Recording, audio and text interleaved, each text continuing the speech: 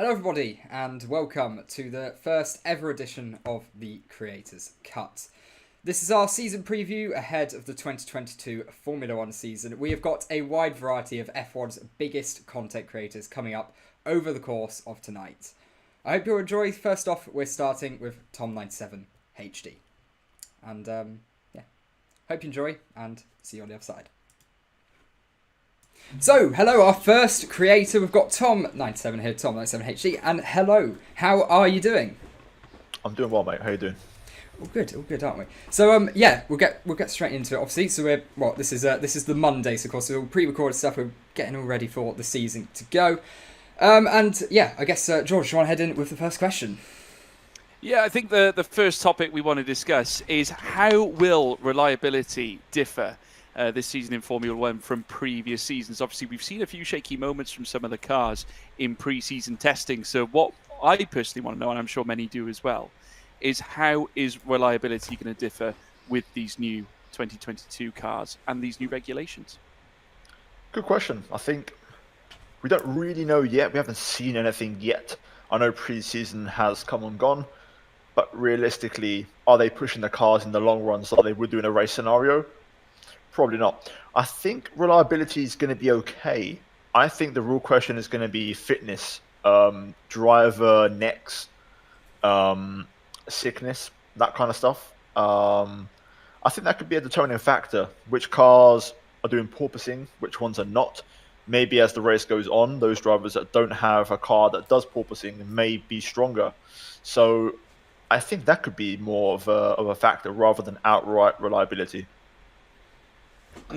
What I find interesting is that porpoising, you look at the way the cars are almost being driven now and the motion that they are in when they're going down some of these straights. It almost harks back for me for the early 2000s and the 90s as well. Just the way that they are set up, they something about them just seems smaller, but at the same time, it just seems a little bit more aggressive, which I personally love. So, how are these drivers going to cope in that kind of a situation? Because we've seen some of them in the car. I saw a Pierre Gasly on board the other day, and he was hopping around. It was like watching Bugs Bunny on Looney Tunes, literally up and down all the time. It was incredible. But how do you think it's going to affect the drivers' mindsets? I think we could be seeing a similar scenario to 2014. Those cars were very challenging for a driver. So I think maybe those who were on the grid back then may kind of have a ace up their sleeve in terms of how to drive the cars. So I'm thinking Lewis, Seb, Ricardo, off the top of my head, those three straight away. Perez, and then you're starting to struggle, Alonso. So maybe those kind of drivers, the more experienced heads, may have a better idea, especially because they've driven more variables and types of car than the newer drivers have. So experience must play a factor here. So I think maybe they might be the ones to kind of bet on or be more secure with. And then at the same time, it's a lottery, because if you look at Ricardo 2014, new driver kind of, rookie-ish driver, one of the newer faces in the sport, they can just kind of adapt to the new cars quite easily. So you might see a mixture of both, but I genuinely would still go with the more experienced drivers, I think, doing well. And I think those would be the ones that may take advantage from a bit of an unstable car, I'd say. Yeah, so obviously you speak a lot about the experience of drivers, so that sort of leads into the next question really well. So we obviously have a rookie on the grid this year, and of course the returning driver Alex Albon, which we'll get onto a little bit later as well. But the rookie with Zhou Guanyu, whichever way around we're going with it. What do we actually expect from him this season? Because he's coming in, decent showing in F2 last season, but he's definitely not one of the most consistent drivers. And he's taken quite a few jabs at it. So really, what are the realistic expectations for Guanyu? I think I would normally say, if we're talking about head-to-head, not qualifying a race specifically, just in general, I'd say you're looking at like a 20-5, not 20, that's not math, 15-5 split, I'd say, to Bottas's favour. But at the same time, Valtteri is stepping into a new team. It's a new engine for him. He's never driven the Ferrari engine in the V6 hybrid era. So I think you have to look at it, maybe say like 12-8, push him at a 10-10 split, but 12-8 I think is fair. I think Guan Yu Zhou is a decent driver. I do think he's got something about him. And again, I think he may profit from Valtteri being new to the team. I think maybe next year Valtteri could be stronger, but I think off the get-go, I see no reason why. At the same time, we could see a Tsunoda situation. He started really well last year. Literally, the first race, he done really well. Had a pretty poor, to not say terrible season, and then had a very good final race. So that could also be quite a likely scenario. But it depends, man, how well he's adapted to these cars. That's ultimately the key factor here. Yeah, and I think that's going to be the big thing for so many drivers on the grid this year. And like you said, the experience is going to play such a massive part because, you know, we've seen in previous years, like you say, the cars are handling sort of similarly to what we have seen in the past. And they seem really sluggish. Obviously, we've got the new slower cornering speeds. And I think it's going to be a real challenge for drivers to, you know, actually adapt to that. Yeah, I do agree. I think from the onboards, they look horrible in slow speed corners, man. Yeah. They don't look good to drive. I mean, the cars are like 100 kg overweight. It's not even funny. They need to. That's the next thing they have to work on, getting that weight down, because they don't look fast to watch at times. They look slow. You know, you watch footage of the old cars and they just look so fast, even though they're not actually quicker. It's crazy what weight does, but that is going to be an interesting element of definitely the handling this year. I think the weight's going to keep going up. I think they're talking about it now after preseason testing to avoid to avoid purposing. They need to stabilize the floor by doing some kind of extended arms off the side pod connecting to the floor to keep the floor up and to help porpoising. So we could see the weight go up. I think we're going to break the 800 kg barrier, which is nuts. So very potentially, yeah. It's a constantly changing thing. I was watching a video earlier. I think it was Jolyon Palmer who said we could see the fastest car defined by who keeps the weight to the lowest, rather than maybe outright being the best or fastest car, which could be a key thing this year. Yeah, and of course we know that the Alfa Romeo is one of the few cars that are actually meeting, you know, right at the lower end of the weight. So could that potentially be a key? Porpoising. Yeah, exactly. And it looks like it's a pretty neat car to handle. So on the most part, actually, this could be a really decent year for Alfa. Possibly, I think. At least early on. Yeah, definitely. I think they've got a decent lineup, and I think the car looks decent. Maybe a touch unreliable. I think they've definitely had one of the most, if not maybe the most, issues in preseason that I can think of, besides Williams having a couple. But besides that, there's no reason why they couldn't start strong. But then again, last year they had a pretty decent car, but never really delivered because of Giovinazzi and Kimi. So I guess it will still come down to that to some extent. But I think Bottas will be relied upon to bring experience, to try and bring some kind of pace early on to really help them hit the ground running. But yeah, I think that kind of goes back to my point before about the weight and the porpoising. If you can get on top of that, have a light car and not have the porpoising issue, again, driver endurance, if you're on lap 55, you might be in a better state than other drivers who have, like the Alpine or the Mercedes, which look pretty extreme in terms of the porpoising at the minute. Yeah, absolutely. And yeah, George, if you want to head on with yours? Yeah, I mean, going onwards and going back to new drivers coming back in. Obviously, Alex Albon stepping back in to Formula One after a season's break in a very, very different team as well. Obviously, a Mercedes-backed team, whereas prior he was always Red Bull branded, should we say. How is he going to fare now in his return, given the fact that he's had that year out? Is that going to be a positive, or can he establish himself back in the sport? That is the ultimate question. What do you think? I think he'll be fine. It's always a hard one because our memories of him in the Red Bull, against Max, it's a very difficult thing to scale or to grade, because everyone that goes up against Max tends to lose, and that's because Red Bull have a certain development path which is guided towards him.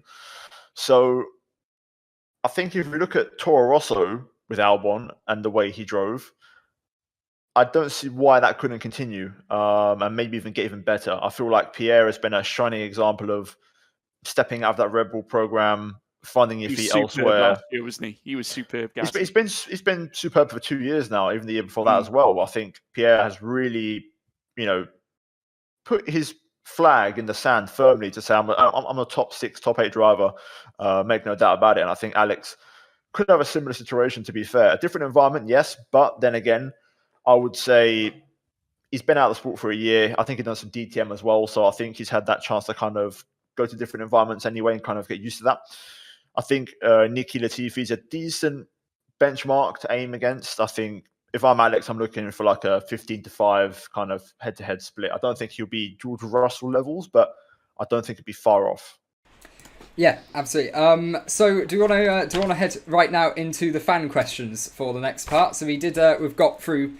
This is something as well that everyone who's watched the stream live, you can participate in it. We've got the chat running, and for the people who are on live, we'll obviously be asking questions directly from the chat. So I put a little post out asking for some questions on Discord and YouTube, and we did get some, thankfully, quite a few responses. So one of the first ones we got was from Flurper on the RaceBeacon Discord server. What 2022 innovation are you most impressed by? In other words, which team has gained the most time with their innovations? Tough to tell without not seeing the first race, but yeah, absolutely. On paper, based off what I've seen, you have to say Haas, right? They've already gone faster than they done in qualifying last year, so I think they're a dark horse. I would not be surprised if come Bahrain we have Ferrari, Red Bull, and then Haas could rock up being the third best team. It wouldn't surprise me. They've got a decent lineup now. Obviously, Magnussen has reinforced them a little bit. So I think Haas has to be, because also there's a lot of details, intricacies, the shark fin, the way they've got ridged bodywork. Very small details, but they go a long way. And I think, I think I've been impressed by them. I could say Ferrari as well, but Ferrari were the third best team last year, and they're still kind of in the top three. So in terms of progress, as for the question, doesn't really qualify. But Haas, definitely, I think from last, they're going to take a big step forward this year.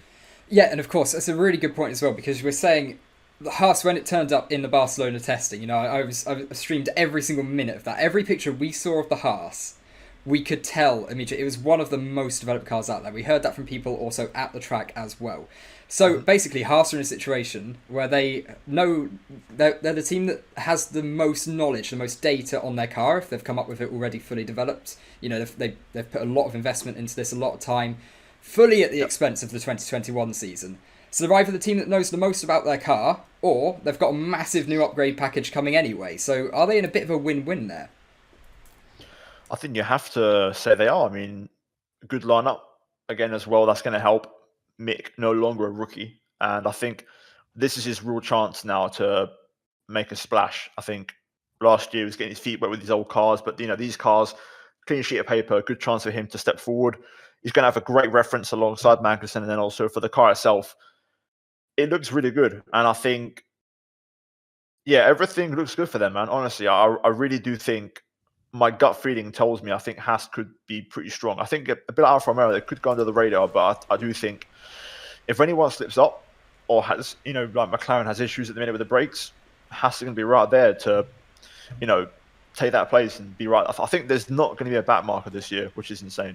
Yeah, and think how long it's been since we've had that in F1. Yeah, it's crazy. I don't know. It's something that we've always had, but this year I can't think of one.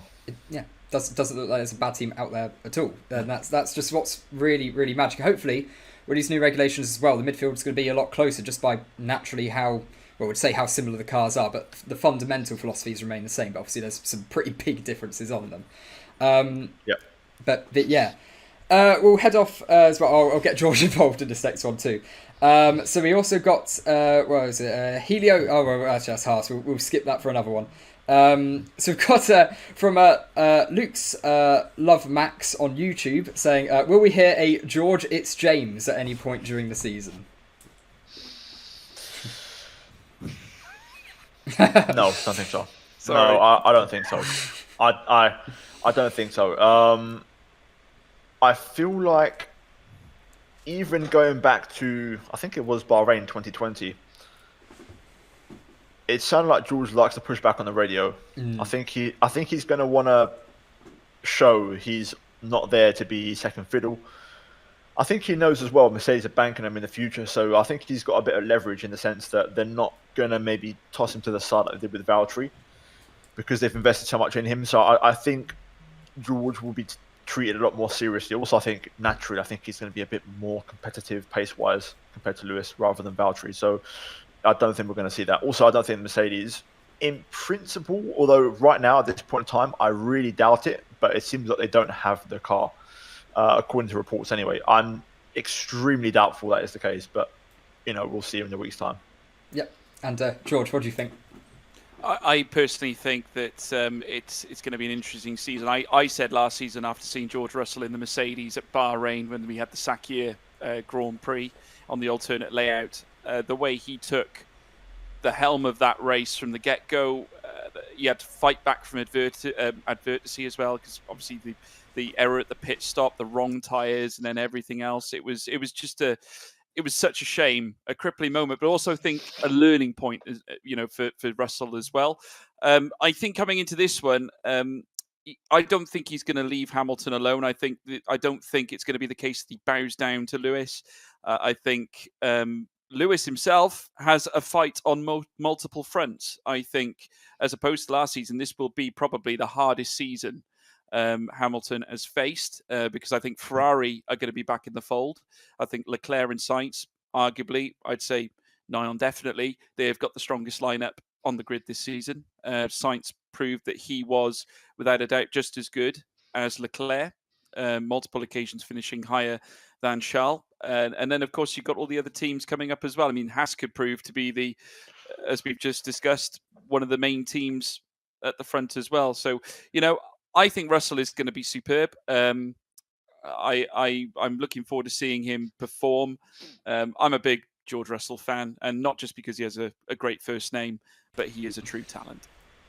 Yeah, of course. And yeah, I think, I don't know, it's going to be one of those situations, isn't it? Because it sort of leads on to what was going to be the next question anyway, is I thought these questions linked quite well. We've got, is there a chance that Mercedes aren't actually sandbagging? And surely, therefore, the answer to the last question as well is going to be, well, it depends. If Mercedes are right out the front, then yeah, you could see an element of that. But given the fights that we're expected to have in the midfield this year, obviously Ferrari, we can tell immediately that car is handling so well. They have made a big gain this year.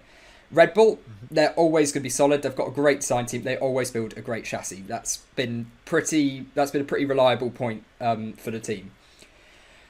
And it's a tricky one, isn't it? Because it is going to be, is there a chance Mercedes are sandbagging? Because it's so hard to make that order at the moment. It's because I think all of the championship predictions that we're trying to make are depending on whether Mercedes genuinely are the third or even fourth quickest car, like they're saying. Some even saying McLaren are even quicker, which I don't believe for a second.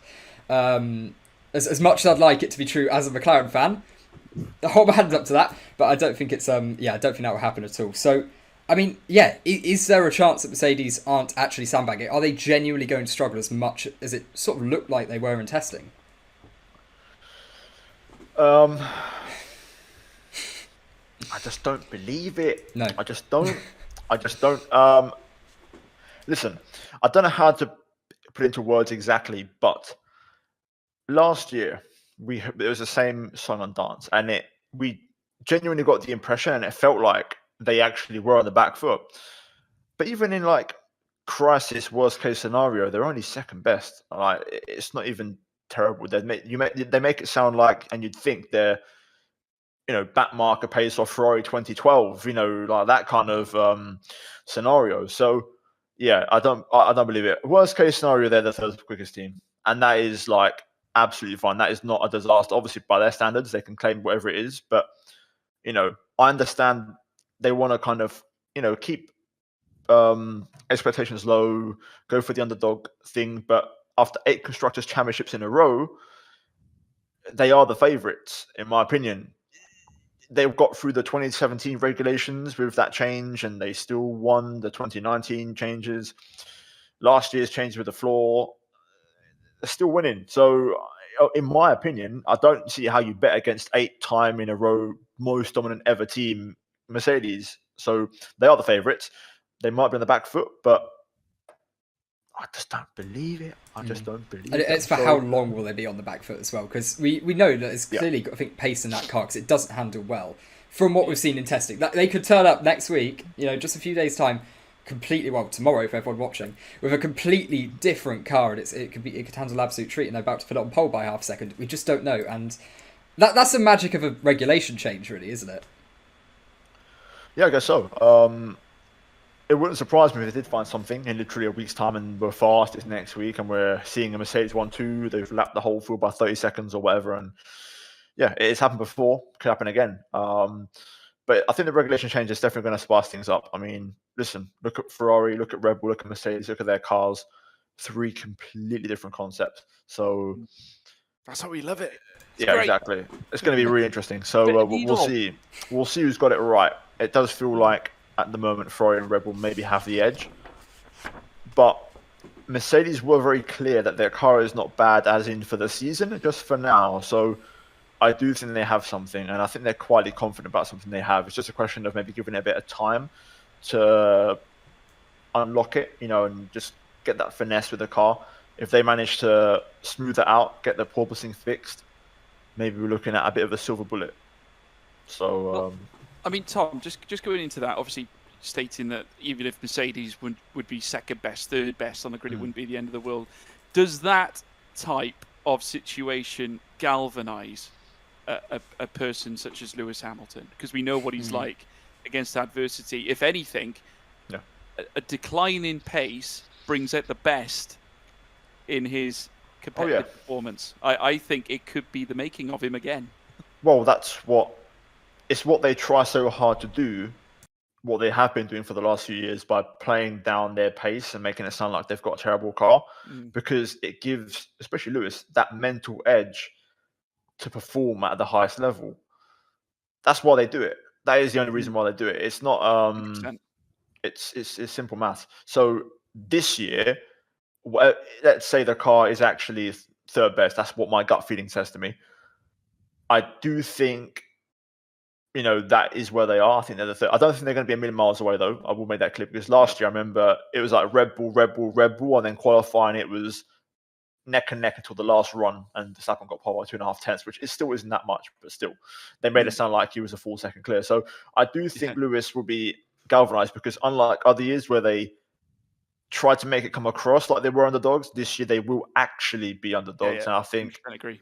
Lewis will definitely be, reveling in that. But again, unlike the last few years where he also had that edge, they did still have the car. This year they don't. So I'm curious to see how that works out. There's a small difference there, but in the mental game. So he's the underdog in all situations, but this year he doesn't actually have, possibly from what we can tell, the car to really push it. So we'll see what it actually ends up being like. Yeah, absolutely. And that's going to be one of the biggest stories as well. The development war this season is going to be absolutely mega. But I'm sure we'll ask that to someone else in just a moment's time. Right, so I think it's time we head on to these predictions now. Myself and George will also be joining in on this one, since it's the first one.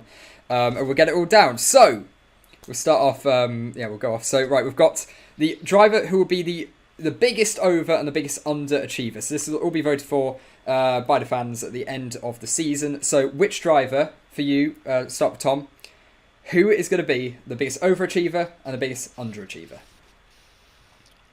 Overachiever will be Mick Schumacher.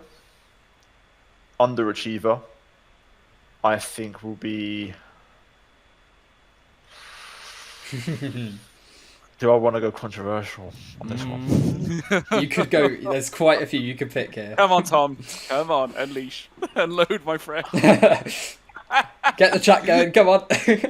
Yeah. Lewis. Ooh. I'm going to say Lewis. I think...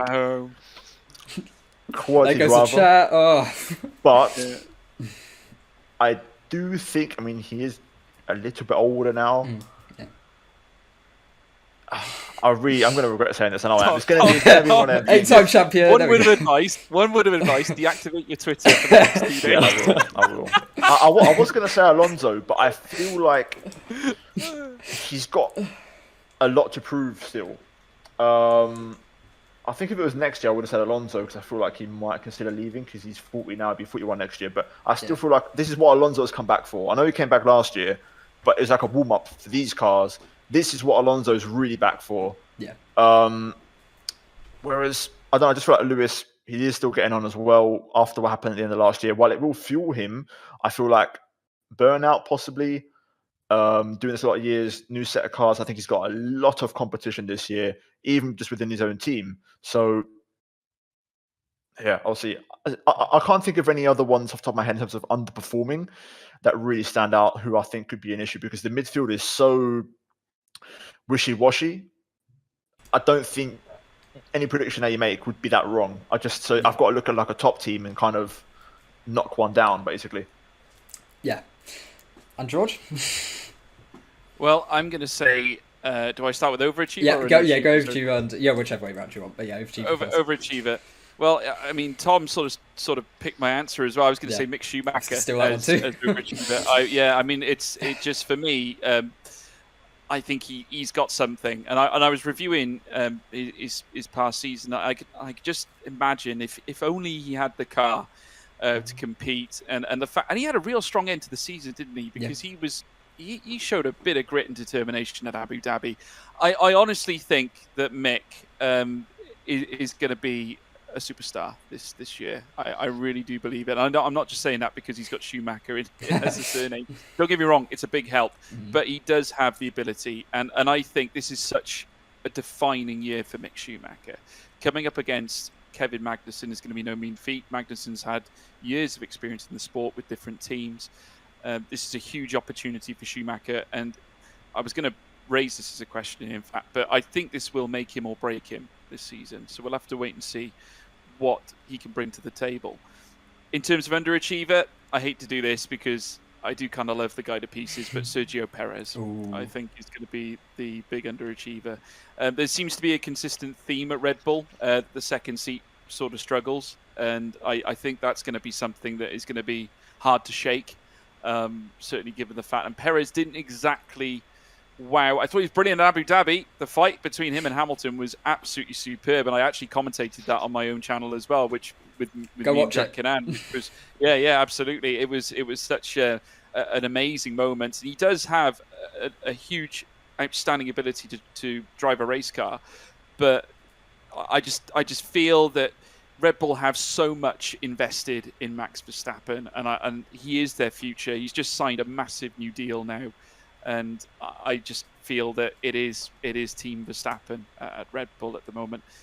The second driver is almost the complement to the first driver, and I think Sergio understands that as well.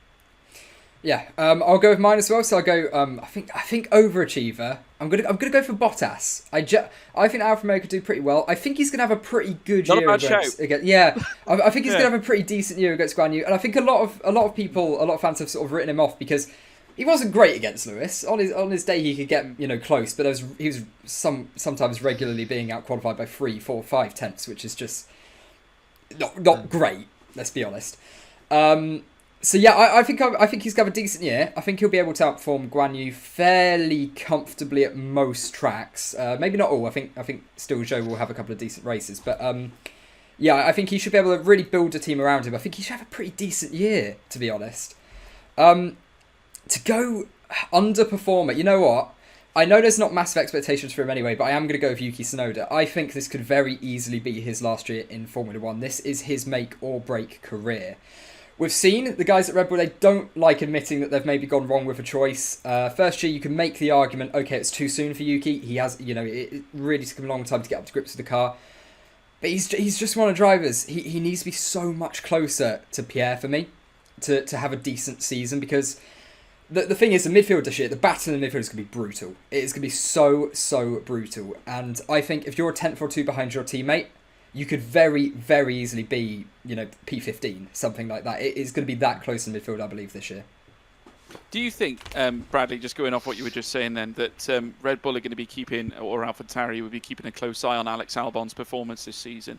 And because there's that caveat that obviously he is still a Red Bull driver, essentially, that depending on how Yuki Tsunoda gets on, that we could see Albon back in with Pierre Gasly at AlphaTauri the following season. There's a very, very real possibility. I think I mentioned on one of the streams a week or so ago. There's a very real possibility of that happening. And the driver market this year is going to be really interesting, because you've actually got quite a few teams, quite a few drivers who are linked with different teams. driving at separate teams as well. So yeah, the driver market could be a little bit odd this year. And I think for quite a few drivers on the grid, the first 7 races are so important. I think Ricciardo as well. He's really got to put in a great showing early on in the season. But yes, we'll move on from that one. Right, so we've got the second one. So which race will have the most DNFs on the whole calendar? So if you predict a track that ends up in the top 3 at the end of the season, you'll get the points for it.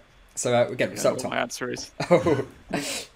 Well, if you want to go ahead, George, I need to have a little think because there's 23 races for me to think of. So, well, I'm going to go with Monaco straight off the bat. Main reason being, speaking of the technology behind the car, and certainly the way it seems to be handling on the track, I think is going to be a supreme issue. I don't think they're going to be tight street circuit friendly, and I think we could be seeing quite a few cars in the steel barriers. I'm not going to lie. Yeah.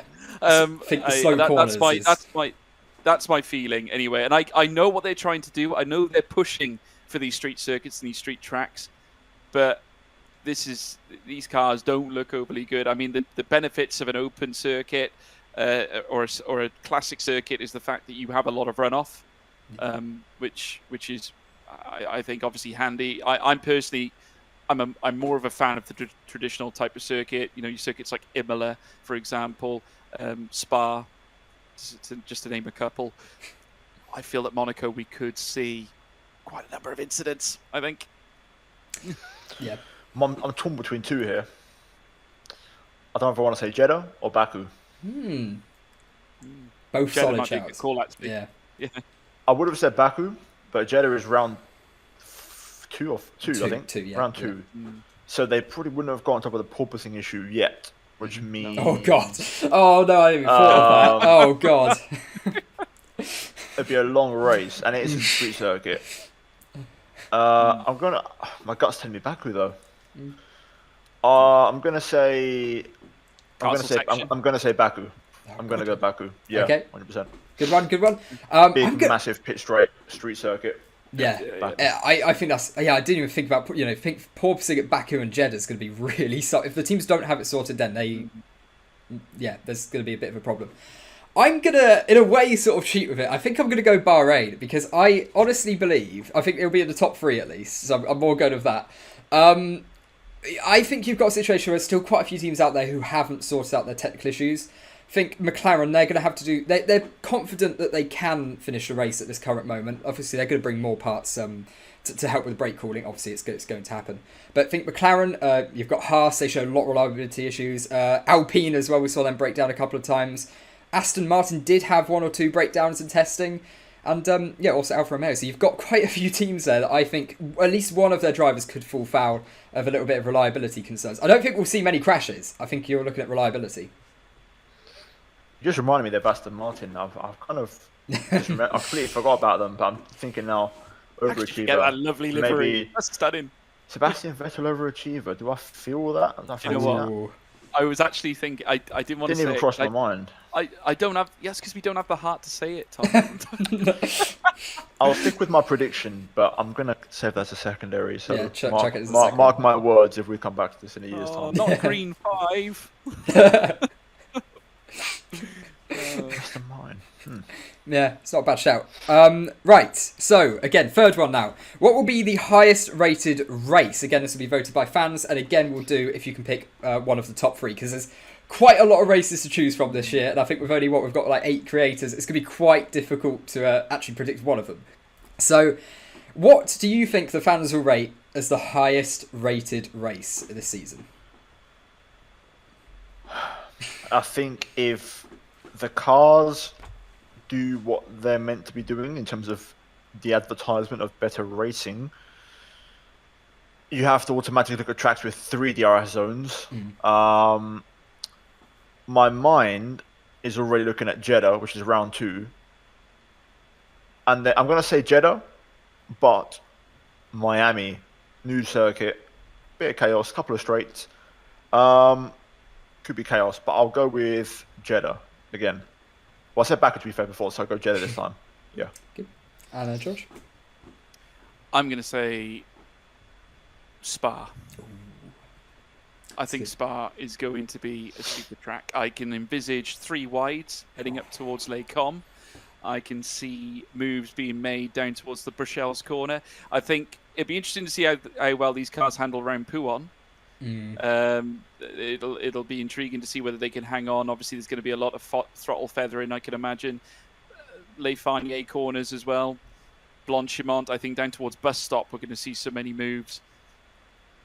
I like this idea, and I think with the cars seemingly on the same level in terms of pace, or within the same sort of bracket of pace, I think we could be seeing some better racing at all circuits this season. I really do. But Spa for me, just because I love the track, it's got a lot of history, and I think with the variation of the corners, I think it provides us with a good spectacle.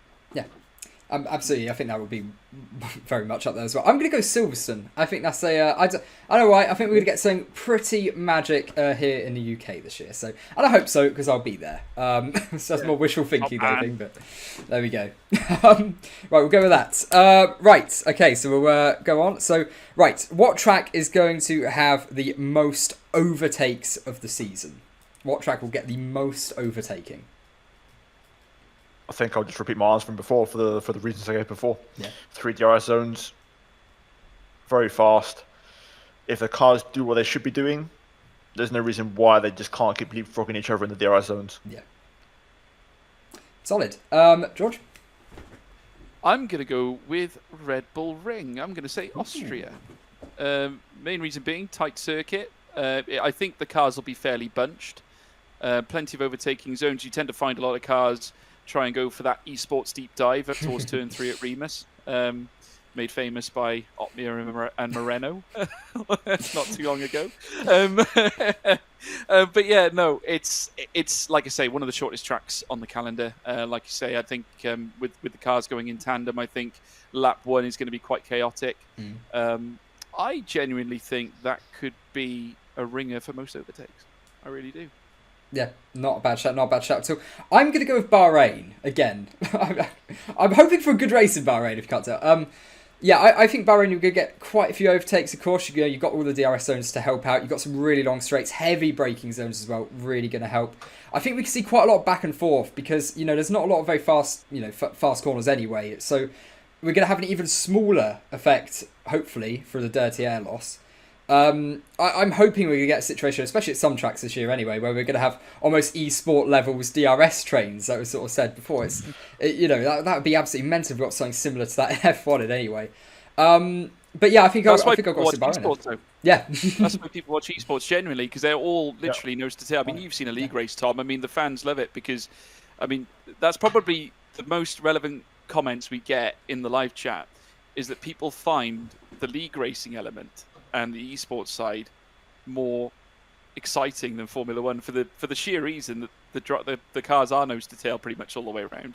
There are overtakes pretty much every lap, and that's exactly why they've made this regulation change, but for reasons exactly like this. So I think you're absolutely spot on. Yeah. All good. Right. So now this is where it gets a little bit more interesting. Right. So number 5, which team will be Constructors Champion?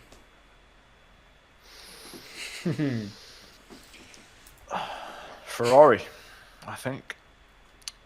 Depends if they implode or not as a lineup. But if they keep it sane, Ferrari, again, over 23 races, my gut is also telling Mercedes with George and Lewis. Yeah.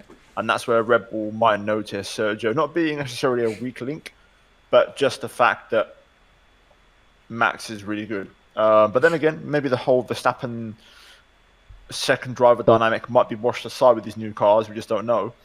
But I'll say Ferrari, just because last year they showed pretty good teamwork. And everything about them just feels consistent, which is rare for Ferrari. Like, they've got a consistent driver lineup. They're both, as drivers, consistent. Their car seems consistent. So, go Ferrari. Yeah, not a bad shout. George? I'm going to copy Tom. I totally agree. No, honestly, I think right there you've got two of the best, the best partnership, in fact, in the sport this season. I think based on what Sainz did last season, I thought he was absolutely tremendous. from what he got out of that car, beating Charles Leclerc. But at the same time, Charles Leclerc has performed in testing as well.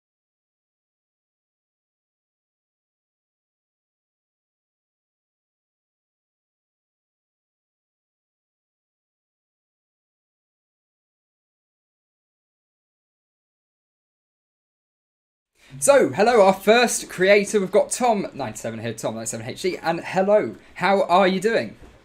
I'm doing well, mate. How you doing? All good, aren't we? So, yeah, we'll get straight into it. Obviously, so this is the Monday, so of course, we'll pre-recorded stuff. We're getting all ready for the season to go. And yeah, I guess George, do you want to head in with the first question? And now we would like to welcome Bushy Ants as well. How are you doing? Yeah, I'm alright. I'm tired. I've just got slapped up in the PSGL. So. Oh, that's not gone particularly well. A bit tragic. Good way to start off the night. But yeah, no, it's no pleasure to have you. And I know from messaging you before, but can you say who you're going to be supporting this year? I do know what your answer is. Well, in terms of teams, Aston Martin. Aston Martin. Yeah. In terms of drivers, I'm actually neutral when it comes to the drivers. I just want to see close, clean, and hard racing. Yeah. No, I think that's obviously what quite a lot of people would love to see. But actually, it's sort of chucking an extra question here. What do you make of Vettel missing the race? Like, what sort of impact is that going to have on his season? Well, when I saw the tweet earlier today, my heart dropped just instantly. But then I saw that Hulkenberg was replacing him, and then my heart went back. So I was like, oh, well, I mean, I guess this ain't too bad, but I would have liked Vettel to be racing all the races as much as possible. Come back quickly, please. Yeah, obviously it's good we've got Daniel back, but it's if Vettel misses the first 2 races, that could have a pretty big impact on the season for him. It could, yeah. Yeah. But yeah, I think there we go. Right, so we'll get actually into the real questions now. So George, if you want to go with your fan question. Yep, the first one is from Lord Strategist. And in which order of performance would you position each engine provider in Formula One?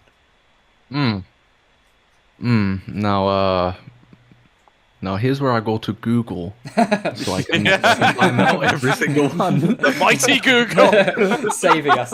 You see, the thing, I don't know where I'd go particularly on that, to be honest. So do I get the vibe that you are a McLaren fan, seeing as you've got the Google rims? Got chrome. I prefer not That to was... speak. But yeah, I would say... That's quite clever of me there, so I'm going to... Yeah. Well done, I George. would say, obviously Mercedes, probably the best. I think Honda's left, right? I'm sure. Sort of. It's a bit up in the air with that. I think. I think there's still an argument. Yeah. I think we can still count Honda. I think they still count. Yeah, rather than Red Bull. Okay. Yes. Well, yeah. I'll probably say Mercedes, then Honda. I think I'd put Ferrari over, I believe, Renault. Yeah. I think I'd put Ferrari over Renault. I sort of struggle with this one. I'm not entirely sure which to go because I think Ferrari ended the year last year, I think, with a pretty strong engine. From what we gathered, they sort of did quite a lot of upgrades. So obviously, I don't know if they've been able to make as big a jump as maybe some of the other teams into this season. We don't really know about that, but apparently they have made some pretty good jumps. So I don't know. I think I'd still probably stick with Mercedes first. The power unit advantage they had last year was really good. They were properly solid. It was insane. Yeah, I mean, the way they were able that happened, it was the way they were able to just play around with the aerodynamics just because they had that big of an advantage was ridiculous. Exactly. Yeah, heading into some of the last races, they were sort of sacrificing some of the straight line speed advantage to take more downforce, which meant they were beasts through the corners and on the straights as well. So it was. I mean, it didn't really help them in Mexico, but we move. Yeah. Never does. It's a real bogey track for Mercedes because there's. Yeah, the engine power just means that much less. You're down to more of a chassis track, which is where Red Bull are always good, and probably will be this year. I wonder if it's going to be different this year with the new regulations. Yeah, I guess we'll see. Yeah, and I think that's one of the big questions, just how much. Because, typically you say, years back you say, oh yeah, Williams, they're the ones who are really quick in a straight line. That was only, 5 years ago or something, a little bit less even. And I've lost all of that already. It's just... I hate to break it to you, but I wasn't even watching Formula 1 5 years ago. No, I mean, right, that's perfectly fine. Williams being quick in a straight line is. You're just like, wait, what? punished to me. Just blown his mind. No, Williams being quick. Sorry, what? Yeah. Williams? Yeah. Is that you're like, When Williams was being this? fast? What's going on here? Hold up, but what? Do I need to go back to like 1980 or something? Bushy mate. I watched it in the 90s. Williams for me with the OP team back in 96 and 97. So, you know. Yes, how? Yeah, that's my reaction. And now everyone in the chat is saying, "How old is George?" Oh my God, Grandpa up there. Well, ever since you passed 20, you stayed 20. So we'll say you're 20. Yeah. The only problem is there's a 3 in my number. Yeah, no, still 21. Still 21. Oh, thank you. Yeah, I like that. Yeah. But you can come again. But yeah, final answer I'd say Mercedes, Honda, and then Ferrari, and then Renault. Yeah. After that. I think I'd go with that. You gotta go. I think Mercedes, Ferrari, Honda, and then Renault. I'm still not particularly sold by the Renault engine, and it does seem like it's got some unreliability as well that we saw in testing. Yeah. So I'm not sure how decent that's going to be, but I still don't think they've turned it up yet. So we'll have to see. George, what do you think about that? Yeah, I think Renault sort of suffered a bit of a fall from grace. I think I think everyone remembers the failures when they were partnered with Red Bull. Obviously, it's very well documented in Drive to Survive. Between Cyril and Christian Horner. Certainly, those two were going at it. We saw some pretty spicy press conferences back then, which was always quite entertaining. But yeah, I think Renault definitely are at the bottom for me right now, which is a shame because I remember, like I just alluded to, the 90s, they were obviously powering the Williams back then that led them to world championships. But then also, I think looking further up, I'd probably argue that, Ferrari maybe in third for me, which it's actually quite hard to differentiate between Mercedes, Honda, and Ferrari, to be honest, because I think they're all relatively quick. I think there is quite a divide between Renault and the other three. Yeah, I think in my personal view, because I actually think that Ferrari engine is pretty quick. It's pretty rapid. I think what lets it down is how the aero on the Ferrari worked last year. I think there was underlying issues with that car.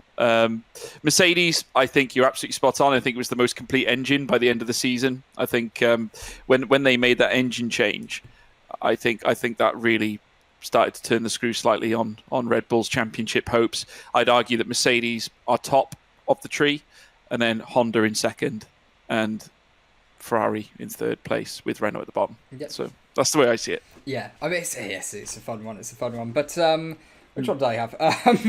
There we go. Said to the end. Where did I write that? Brilliant. There we go. It was so happy Dambo saying on Discord, will Gasly get a better seat with a top team if he performs this year? Yes. I would love for him to. I've been speaking a lot about Gasly recently. People have been asking me, should he go back to Red Bull? I would like to see him in another seat other than Red Bull, but I definitely think if he does go back to Red Bull, we're not going to see Gasly in 2019. He's going to be a different beast. I think going back to AlphaTauri, having that sort of knockdown has allowed him to push himself and sort of mature a bit as a driver. And I think last season was him really sort of showing what he can do. I still don't think that he's shown everything, which is where the sort of top team seat really comes into the equation. But yeah, if he has a good season this season, I think he does definitely deserve a top seat. Which team, other than Red Bull, if I was to choose? Honestly, I don't know. I don't really know, but yeah, it'll just be cool. Yeah, I've got a similar thing with Gasly. I think if he has a good year, it does send him quite well. Obviously he lost to Max, but that was in a car. Well, lost quite badly to Max, but that was in a car where it was tailored towards Max. He's very much Red Bull's number one driver. They're producing cars that suit him because why wouldn't you? It won them a championship last year. Yeah. So it's quite tricky to sort of be able to tell with Gasly where he would go. I think I think we mentioned when we were recording, probably the segment that's on right before this, where we were recording yesterday, talking about Gasly potentially even going to like a Mercedes, something like that, pairing up with George in the future. I think that was something that was very, a possibility. Yeah. And, pretty. That would but, be interesting. Yeah, what would you make of a Russell Gasly lineup? Do they have quite that flair, that fully controlling flair driver that you've got in like a Hamilton, Verstappen, probably even a Leclerc as well, depending on how the season goes? I think F1, like usually, for example, if you talk about like basketball, if you talk about well, especially basketball, but other sports as well, a lot of people talk about having those super teams where you've got all these stacked drivers, stacked teammates all on the same team. I think Formula One's one of the only sports where I can confidently say that if you have two drivers with that sort of star power mentality in the same team, then probably wouldn't work out as well as you think it would. Yeah.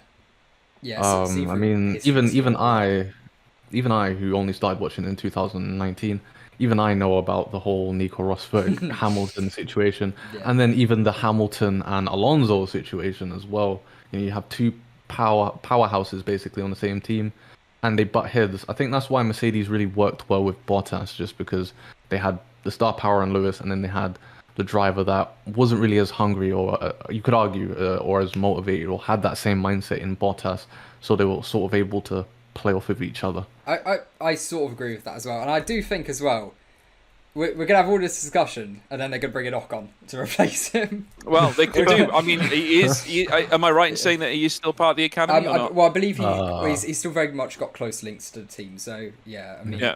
Yeah, he's still very much, talking to them and actively sort of working at times. Because then Piastri comes to Alpine. Exactly, yeah. Alonso stays till he's 45. He just never leaves. But yes, we'll head over to the predictions now. We'll start working our way through those. So, Bushy, actually no, George, yes, you can start with this one. Don't mind if I do, mate. Yes. Right, so first on the list, who will be the over and underachievers?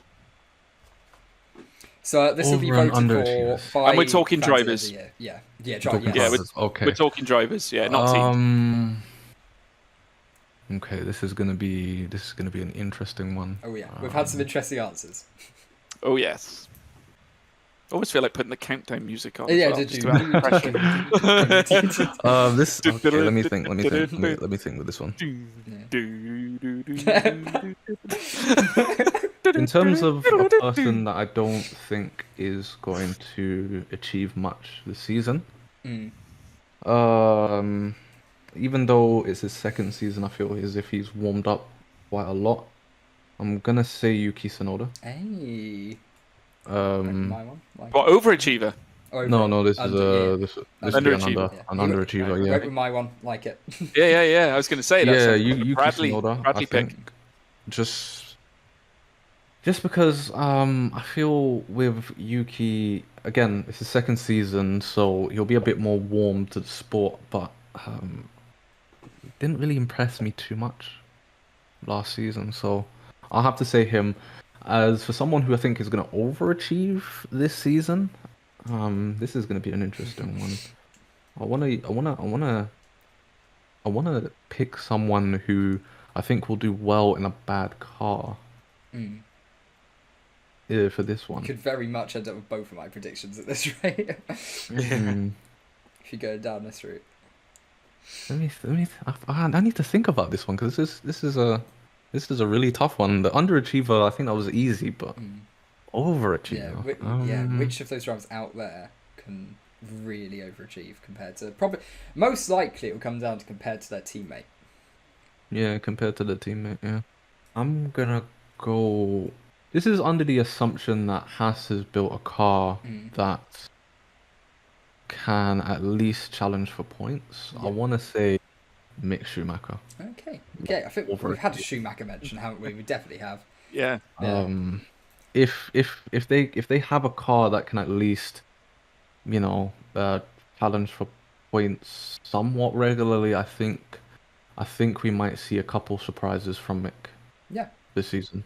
Yeah, Maybe, you decent- know, decent some amount of points, so maybe even potentially a Q3 appearance, something like that. Yeah, no, very much a decent shout, and I think can't remember who it was who said that a little bit earlier on, but yes, it was. Good shout. So here we go, then another one. So which race this season will have the most retirements, the most DNFs compared to the drivers who started the race? For this one, you'll get anywhere in the top 3. So if the track you pick is in the top 3 highest retirements at the end of the year, you get the points. Okay. Now, I feel as if there is an upcoming race that would be fairly obvious that people might pick, and that would be Miami, just because it's a new track. But I'm not going to go with that one. You also got Bahrain, just because it's at the beginning as well. We could have a good couple of retirements there. Trying to think, because I don't even remember all the tracks we're going to this year. No, I have to go through. I'm like, yeah, there we go. Yeah, I might have to quickly pull up the calendar. Yeah, there's quite a few. I don't know. There's quite a few good shouts you got. I mean, I think every single one we've had mentioned so far tonight does work pretty well. You're kind of putting me under pressure here in case I choose some random one. That throw us a curveball, Bushy, mate. I mean, it could be any of them. That's the thing. Like genuinely, all it takes is one. You know what? Crash. It could be the most unlikely one that comes out as the most DNFs, because anything can be classified as a DNF. This is a random shot in the dark, and you've just got to hope it's right. It is. Just hope it's right, yeah. It's literally pin the tail on the donkey. Because of how much it surprised me last year, especially one specific corner, which is turn 15, I believe. I'm gonna go with Baku. Okay, not bad. Yeah, that's a fair assumption, I think. Yeah, very much so. And Bahrain's gonna be Bahrain will, but Baku will be an interesting one. I think you've got a lot of slow corners there with the walls very close on the exit, and you've got to think through testing how much the cars have been struggling with understeer through the sort of slow medium corners. And that's all Baku is. There could be quite a few mistakes. I think, especially come like practice qualifying, and if your tyres are a little bit worn down in the race, you could very, very easily. All it's going to take is a gust of wind, a small mistake, and you're straight into the concrete. I mean, I think over the entire weekend, that turn 15 alone took more victims than the whole Monaco GP. Yeah. So that corner, I didn't realize that corner was that tricky to navigate in real life. But yeah, we'll see. I think I'll go with Baku. Yep. And so this one is, which race will be the highest rated? Ooh. So again, this will be fan voted after all the races. So this could well come down to which one has the most exciting ending. It could be. I suppose the way you could picture this is which race, I suppose, excites you the most. I suppose. Yeah, I'm trying to think which track speaks to me. You know what? I think I'm going to go with this track because I've said it before and I'll say it again. I still think it should be the track that they finished the season on, and that is Brazil. Okay. Good shout. Yeah, I think it's not bad at all, because I think Brazil didn't place pretty highly last year. I think it was a pretty damn good race. So yeah, another repeat of that, and you could very, very easily be seeing that. So, which track do you think will have the most overtakes of the season? And again, this will be anywhere inside the top 3. So, long straights, DRS. Yeah. Now, this is an interesting one, especially with the whole regulations trying to make racing closer. Yeah. So, if the cars really have done what they're hoping for, we should see a lot more overtakes this year than usual. I'm gonna go maybe France. Yeah, again, France. really good. No, not a bad shout one bit, because of course we've got those long straights, got some pretty heavy braking zones as well, and if the cars can follow through sector 3 a bit easier this season, got some slightly faster corners, then they should be right up there, especially going on to like the Mistral straight as well. If they can follow in the build up a lot closer to there, they should be in pretty good shape. Be only a few attempts off. Slipstream, DRS, absolutely sorted. Get the move done. Can't say I'm confident with that one, but I'll stick with it. I'll Yeah. stick with France. There we go. Yeah, George, we'll do the next one. Yeah, I think the next one is the last but not least one. We've got, what are your predictions for Constructors and Drivers' Championships? The big juicy one, that is. Constructors. Yeah, so yeah, which one will win Constructors and then which one will win Drivers? So yeah, they're the two. This could be the hardest season to predict, by the way, yeah. I think. It We've will had be. we've had a lot of answers already, so. I mean, based on the track record, you would want to just bet on Mercedes, but you never know. Really, how much? I think I'm going to use this opportunity to go with a more bold prediction. I'm going to say Ferrari goes for the Constructors. Yeah. As a more bold prediction, one that if it happens, I'm going to be gassed at the end of the season, and I'm going to be shoving it in everybody's faces. But if it doesn't, then you're not going to hear from me for about 6 months. Just never mention it.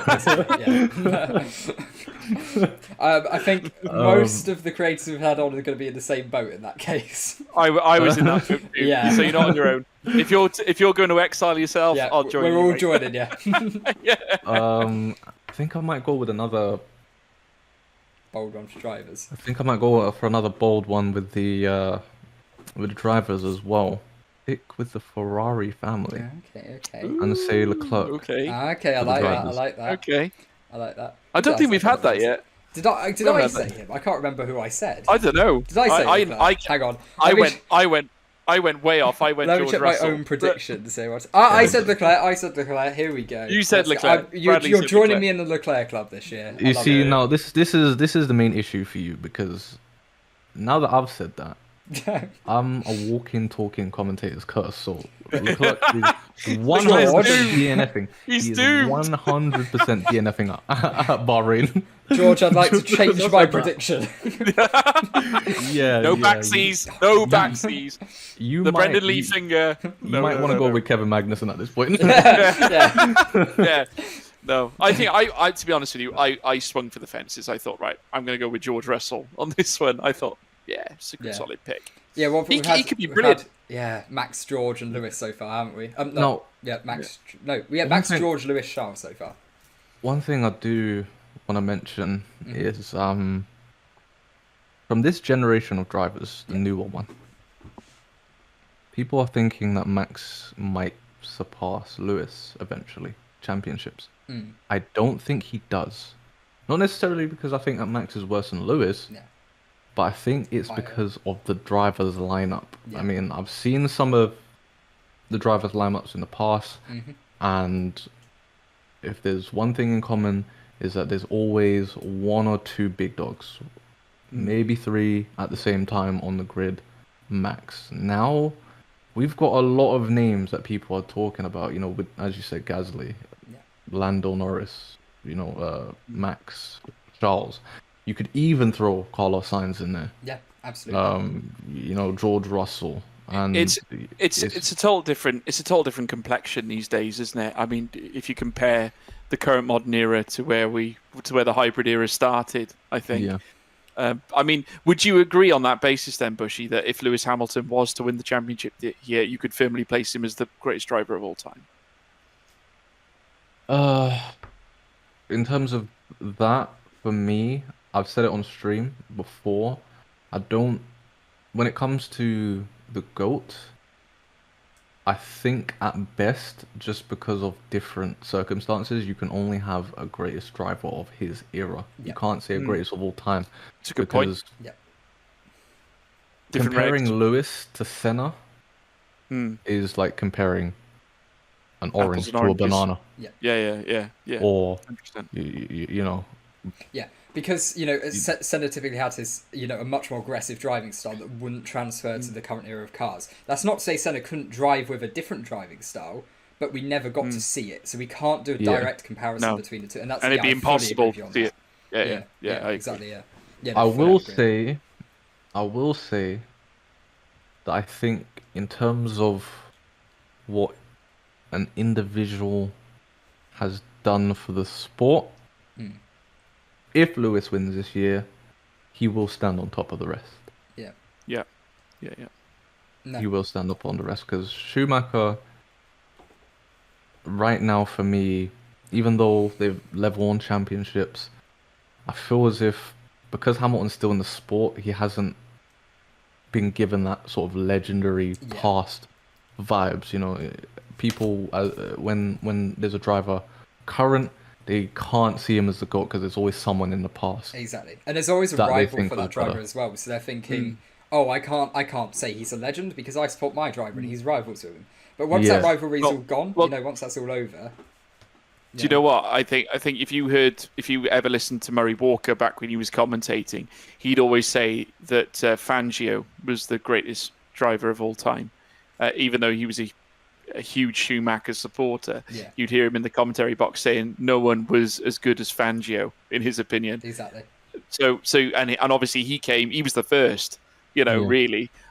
So, I think you're absolutely spot on. I think you're always going to struggle to compare. I mean, everyone says now that Senna is, despite him, not ascertaining the same number of championships, because of who he was and the charisma he carried, he became a peripheral figure, almost a phenomenon in his era of the sport. So, yeah, I think the big thing is, I think if Hamilton was to win this year, I think it would be the most impressive title win of his career. I also think it will be a defining moment for him, and what a way to go out if he does decide to retire on the back of winning another championship. Yeah. I hate to say it. I'm not sure whether you'd agree, Bushy, but I think we need some retirements. Yeah. Yeah, I'll say that. I'll definitely agree with that because as much as I enjoyed him last season, I was one of the first people to voice my opinion about Alonso coming back and how that took away from somebody else getting a seat. Yeah. So yeah, I could definitely agree with that. Yeah, and it's one of those. We're not sitting here going, oh yeah, no, we want Hamilton to retire, we want Vettel to go. We don't like him anymore. They can go. It's just one of those things. Is it beneficial for the sport to move into that new era, embrace the new drivers coming through? I don't want Hamilton to retire. I just think it would be the kindest thing to do if he was to finish on top. Exactly. I think it would be the best thing for his career, personally. Yeah. Go out. With your 8th championship. You've just claimed you are the greatest driver of all time on championships. Go out. That'd be the best time to go out. Yeah, go out in that glory. If he doesn't win it, potentially unbeatable glory. If he doesn't win it, stick around. Try it again the following year. Give it another year or two. Yeah. But yeah, I think we'll call that one to an end. I think next up we've got the last two, so we'll give that a go. And we'll see. A massive thank you to Bushy Ants for coming on as well. Suggest you'll go subscribe to him. Obviously, absolutely brilliant stuff. So yeah. Massive thank you for coming on and giving your evening up for us. It's been an absolute pleasure. No problem. I actually really enjoyed this, guys. Just thank you for having me on, to be honest, because I've never really done stuff like this. I definitely plan on doing more because I didn't realize I'd have as much fun just talking about Formula One with people, just because there's no one to really do it in my real life, outside of all of this. I don't really have any friends that would watch the sport, so you sort of don't really realize how fun it is to speak with people who enjoy what you enjoy until you actually do it. So that's community, man. That's community. Absolutely. It is. I've enjoyed this, guys. And honestly, you guys have smashed it. Cheers. Thank you. Well, we've got one more to go, so let's see how that goes. It is. I've enjoyed this, guys. And hello everybody. We are now back. We are joined by Will from FP1 and also Hannah Sophie as well. Or Sophie, we'll go with because I'm confused. But yeah, there we go. So yeah, hello everyone. It's absolutely great to see you all in the chat as well. So we can actually get some of the proper live fan questions being asked as well as the ones that we already have pre-made. But yeah, it's brilliant to see some of you heading around because I feel like this is the first time I actually be properly live with everybody. So yes, first of all. Hello, guys. Hello. Sophie, we'll start with you. Who are you going to be supporting this season? If you can't tell, I'm supporting McLaren, but also I am believing in El Plan, so obviously Alpine my second this season. Good. And Will, yourself? I mean, I was trying to... I was honestly going to support this guy called Nikita Mazepin this year, but for some reason he's not in the sport anymore. I must have missed that. Yeah. So I'm kind of stumped. But no, I'll go with Sophie, McLaren, Ricardo, 100% all the way. Yeah. All good, all good. Yeah, I mean, okay, this is good then. This is just going to be a McLaren fan group. This is great. Yes. We're all over this. The squad. See, Twitter will actually agree with this part of the, I'll go get- Yes. live stream. I'll go get my golf jacket as well. We'll be Yeah. properly set up. But yeah, no, first of all, one second, we get the chat open as well so I can actually read it. That'd be pretty useful. But yes, first of all, anyone, just chuck in as many questions as you want because we're actually able to do some fan live questions for this and with Sadakist and Josh Revel later on. So yeah, chuck in whatever you can. But we'll start off with some of the fan questions that were put in. So actually, let's start with one of the new ones from today. So we did have some talk about, obviously, we have the new tyres this year. So we've gone from 13 to 18-inch tyres. Do you see, and also we've seen some fans, not fans, some drivers talk about after pre-season testing how much of an issue at some of the circuits those bigger tyres could be with visibility. So do you think that, let's say this is what VK97 Gaming had said a little bit earlier on in the stream, will the bigger tyres be a big problem, especially at tracks like Monaco? So Sophie, if you want to sort of take that one. Can I go second? You can, absolutely. Will, do you want to take that one? I need a moment. What do you think I was going to ask? I was about to say the exact same thing. It's really, it's tricky. That's a hard question. At the end of the day, I think yes, initially, because they're bigger, the drivers have got used to the current form of the 13-inch wheels for can't remember how long they've been in the sport now, as long as I remember watching it. And the 18-inch tires are obviously a lot bigger. They're going to take up more of the space, and you can't. I've sat in a cockpit before. You can't see much out of it anyway. No. However, these are the best drivers. Well, yeah, they are the best drivers in the world. Mazepin's not there anymore, so they are the best drivers in the world. So I think they'll be able to go over it. By the time we get to round 3, maybe even round 2, that they've got used to it. Jeddah, I'm going to say round 3. Once they've had it around a street circuit, they'll be okay. That's the worst it's ever going to be. So race starts could be interesting. Sunday in Bahrain into turn 1 could be spicy. But we also did the exact same thing in 2017, I think, with the front wings when they were bigger and the drivers couldn't see them. Yeah. And they kept picking up and they kept saying, "Oh, there'll be loads more incidents going to turn 1." There was hardly any. So yeah, I mean, I remember Australia going with more or less without a hitch. So I think we're bigging it up a little bit too much. The drivers will get over it. Yeah. Well, F1 drivers being over dramatic. What? I never heard it. Never. Yeah. So I mean, yeah. For what it's worth, what do you think about that? Pretty much the same. Like, you've put it perfectly. That was basically what I would have said. They are professional drivers at the end of the day. Obviously, change is going to be difficult no matter what you're changing. Like, even minor changes always prove some difficulty. But I think once they've gotten used to it, it's obviously going to get easier. Yeah. Like, not to sound like Will Buxton, but the more you do something, the easier it gets. Yeah. Like, it's obvious. So, yeah. Yeah, exactly. I think that's a good point as well, because I mean, it's probably going to be a bigger issue rather than at Monaco at the likes of Saudi Arabia and Baku a bit earlier on in the season. I think that's where you're going to face a little bit more of an issue, because Baku's all... I think actually the biggest issue at Baku is the fact that you've got, through the medium slow speed corners and shit, a lot more understeer. So I think if we're going to see issues more at the likes of Baku, it's probably not going to be from the tyres, it's just going to be more through the sheer weight of the cars and how well they're handling at the moment. But yes, what we got? Linley on Discord said, what are your opinions on sprint races and a change of point system? So this is, I feel like this is a big one. So if you want to start with that? Me? Yeah. Okay.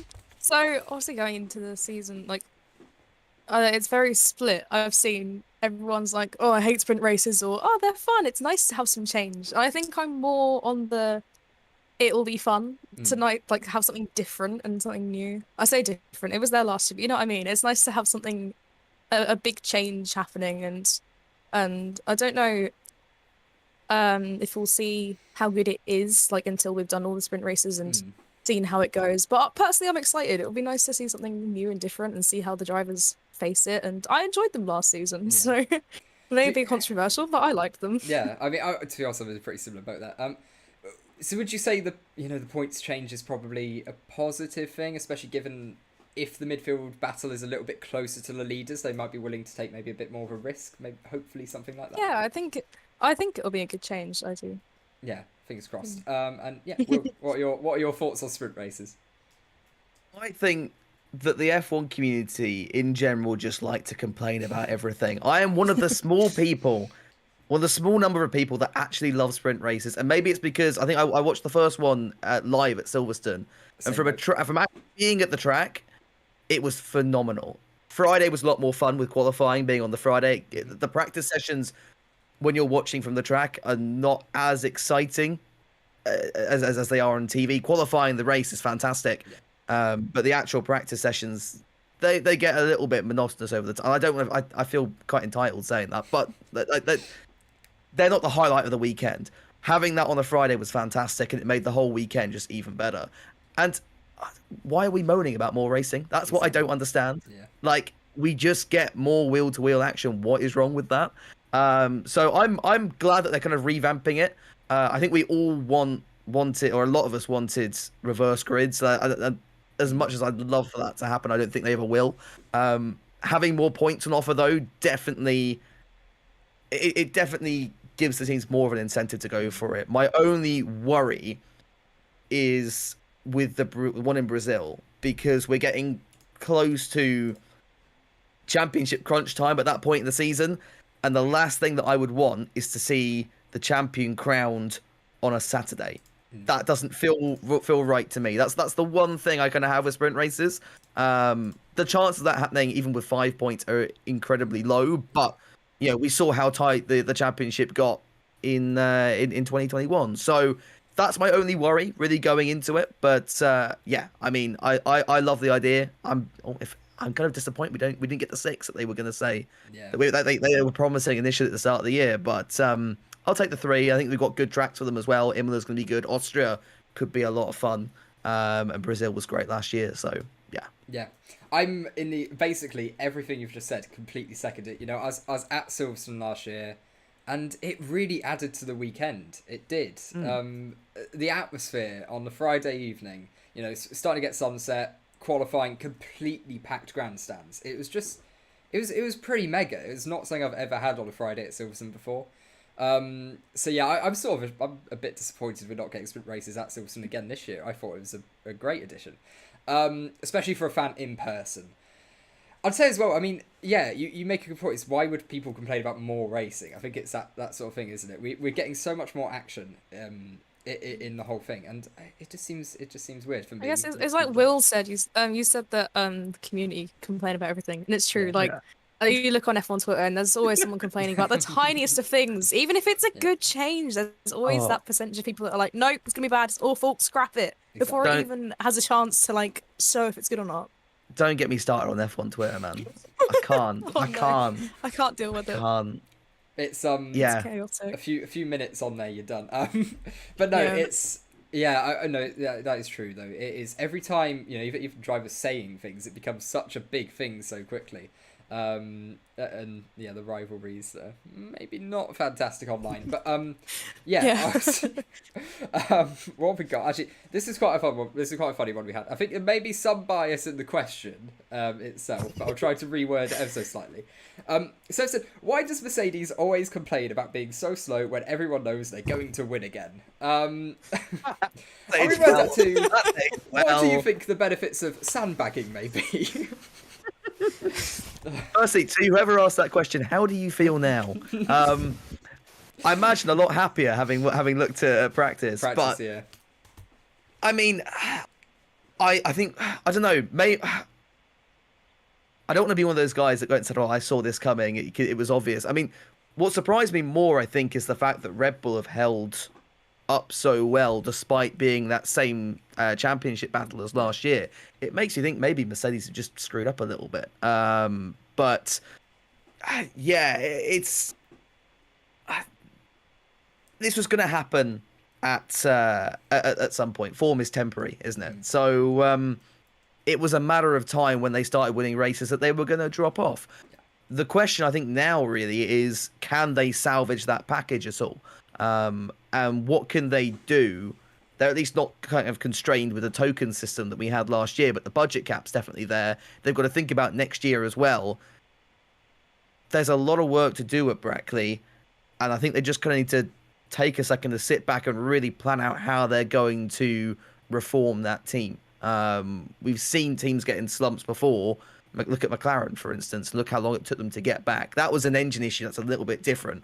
But Ferrari as well. Ferrari lost out in 2020, and I think it would have taken them longer to get to the front of the grid were it not for these new regulations. So it's definitely a serious thing at Mercedes. There's a lot of Max Verstappen fans absolutely cheering and probably getting very, very drunk right now in celebration early. But yeah, we'll have to see what happens. I mean, we still don't have the first race yet. So, I mean, I'm laughing at the guy that's made that question, but watch Hamilton win the race by 2 minutes on Sunday. Yeah.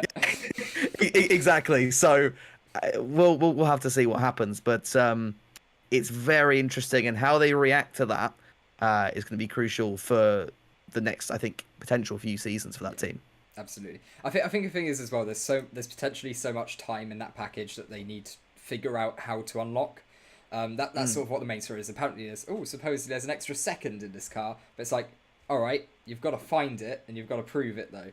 So it could very easily be a thing where for the first few races they're probably third, maybe even fourth at certain tracks, quickest team. Saying that again, they could be on pole tomorrow. We just don't know. That's the magic of the new regulations, magic of a new season. But if they are in the trouble it looks like they are, they'll probably take at least 2 or 3 months to recover from that.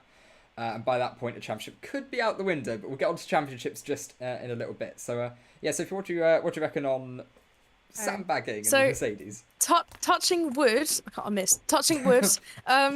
Good start. Brilliant. Completely miss. All right, yes. Touching wood, I think that Mercedes aren't sandbagging as much as the F1 Twitter Mercedes fans think they are. Yeah. Because what is the point of sandbagging anymore if everyone just expects Mercedes to do it? Surely no one's going to fall for it. Unless we are right now. We're fully exactly. Yeah, we're like, oh yeah. fully tricked. Yeah, they'll be rubbish. No. What I love is that we're going to get to the first race. Mercedes will be Mercedes will finish 10th. And they'll still be on Twitter saying they're sandbagging. You know, we get to mid-season, they're still sandbagging. Yeah. Just wait, Dabby, they'll finally turn the engine up and win the no. But yeah, I don't know how much they are sandbagging because I don't know. Is there much point? If the team that has never sandbagged before fully always goes for it, somehow in practice decides to be rubbish, then maybe that would trick people into thinking they weren't sandbagging. Yeah, we won't copy if Ferrari sandbagged and McLaren thought, we don't need to push as hard, the Ferrari's rubbish this weekend, then it may work. But it seems like Mercedes, who are kind of known at this point for doing it, there's so many jokes about it that I don't know if there is much point. I know people were putting out memes for about 4 years ago. I saw on Twitter literally minutes ago someone putting up saying that I remember seeing 4 years ago in pre-season testing with the Mercedes sandbag picture, and I'm like, yeah, no, it's still right though, isn't it? That's the thing, and it's sort of proven year after year. But as someone mentions out in the chat, I'll make it a bit bigger so I can actually read it. That'd be great. So as Ian says in the chat, their porpoising does look very bad, but could be them being big brain and testing the limits of it more than others, which, I mean, that'd be an interesting one. But I do think they're definitely struggling a bit more than the other teams. I think watching practice today, even in practice 2, Hamilton is still struggling with it quite badly, and he has not got that engine turned up fully yet. He's still about, I think it's 31 kilometers an hour slower than the fastest in FP2. So, that could actually get worse. Could I quickly add in? Yeah. Not sure if I'll say it anyway. From the people that I have spoken to at Mercedes, they are bricking it right now. This is not sandbagging. I'm going to put that. I mean, if it wasn't already, I can't say more than that. Yeah. But from the people that I have spoken to, they're inside the phone. They're a little bit concerned. Source. Yeah. My unnamed source. Yeah, exactly. Yeah. Red Bull. The guys. I have a mate at Red Bull who's also very, very happy at this situation. So yeah, I'm getting it from both sort of camps at the moment. Merc are in trouble. Yeah. It appears definitely more than other years. There's no doubt about that at all. But yeah, I don't know. It just depends how much they're going to be able to unlock from the package, I think. And that's going to be probably the big story going on this year, is just how much that Mercedes car develops. And obviously, you've also got Red Bull and Ferrari going to be developing their car as well. So Mercedes have actually got to find the time they've lost in the first place, and then more, to actually catch up. So yeah, that'll be a tough one for them. But yeah, I think we'll head into the predictions because this, as it turns out, took a lot longer than I expected when I was writing these out. So we'll start off with Sophie, then do Will, and then we can like swap around each time, whatever works. Over and under achieving drivers. Oh, this God. is voted at the end of the season by the fans. So the I'm driver gonna get myself over cancelled. and Can we just like not include? Oh no! We had Tom saying Hamilton would be the underachiever. I was about to don't say, think you can go I bigger watched than Tom's earlier. That can't be worse. No. And, I'm gonna start with overachiever, and go. I think Carlos will do well this year. Okay. Mr. Carlos Sainz. Yeah. I don't know whether that's bold or whether. I don't know. I think be. I have high hopes for him because I like Carlos. I'm so biased on these. Oh God. Underachiever. I don't know whether to go with what I should say or what my gut is telling me. Right. Answer yourself. Go for it. Yeah. I think that Ricardo will somehow do worse than he did last season. That'd be I know he's had impressive. time to get used to the car. Yeah, I know. I don't know how he can do worse, but I'm just thinking that obviously he didn't do amazing last season except for Monza. So Yeah, that's. I don't know. I know he chose the one race to do well, and they end up getting a 1-2. It's like, you should do that more often. yeah, exactly. But yeah, it's a big one. Isn't it? Well, You know what's really annoying? Can I have gone first? Because Sophie, you've stolen both my answers. I'm gonna change them though. However, we'll add on with Danny Rick. Him missing that second test is gonna hurt him really going into this year. Yeah. Everyone's gonna have a step up on him, and yeah, I'm as a massive Danny Rick fan, I'm very, very worried. I'm holding out hope. But let's see. So I'm going to change my answers on the fly now, which is great. I'll start with underachiever because I had a second place for that anyway. And I'm going to say what I think Tom said, and that was Yuki Tsunoda. Because I just don't think. I don't want to take Drive to Survive as fact because I know you can't. But from what I've gathered from that, he just doesn't seem to have the work ethic for it. And I've never had to say that about a Formula One driver before, and I'm sure he's a nice guy, and like I can level with him in terms of the amount of profanity that we both use. But I just don't. I think he was brought up way too soon. He doesn't really understand the. And I say this as a guy that struggles after 5 minutes on the treadmill, but I don't think he understands the work ethic that you've got to put in to be a fast Formula One driver. Yeah. He was already kind of at it. I think in practice he was getting in a bit of trouble with a couple of drivers. If I'm not mistaken, that was Tsunoda, wasn't it? Yeah, it was. Yep. Yeah. So that's. I'll stop now before Japan come and kill me. But that'll be underachiever. Overachiever. I was gonna say Sainz again, but I'll. This is tough. I was also going to say Stroll, but I'm going to take that's Josh's answer. I know it will be, so I'm not gonna take that from him. Let's say, Kevin Magnussen. Ooh. That was going to be my other answer. I'm glad you said that. Okay, I know Tom said Mick Schumacher, and he's also up there. I think Kevin he did not deserve to be dropped at the end of 2020. And I understand why the team had to do that, but I really felt for him at the end of that season that he didn't find anywhere else. Him being back, I think, has with like a reignited kind of fire as well, is going to be very, very fun to watch. Him and Hulkenberg together on track again as well. I can't wait for that this weekend. If that Haas is good, and by good, all I mean is it can actually compete with another car this year.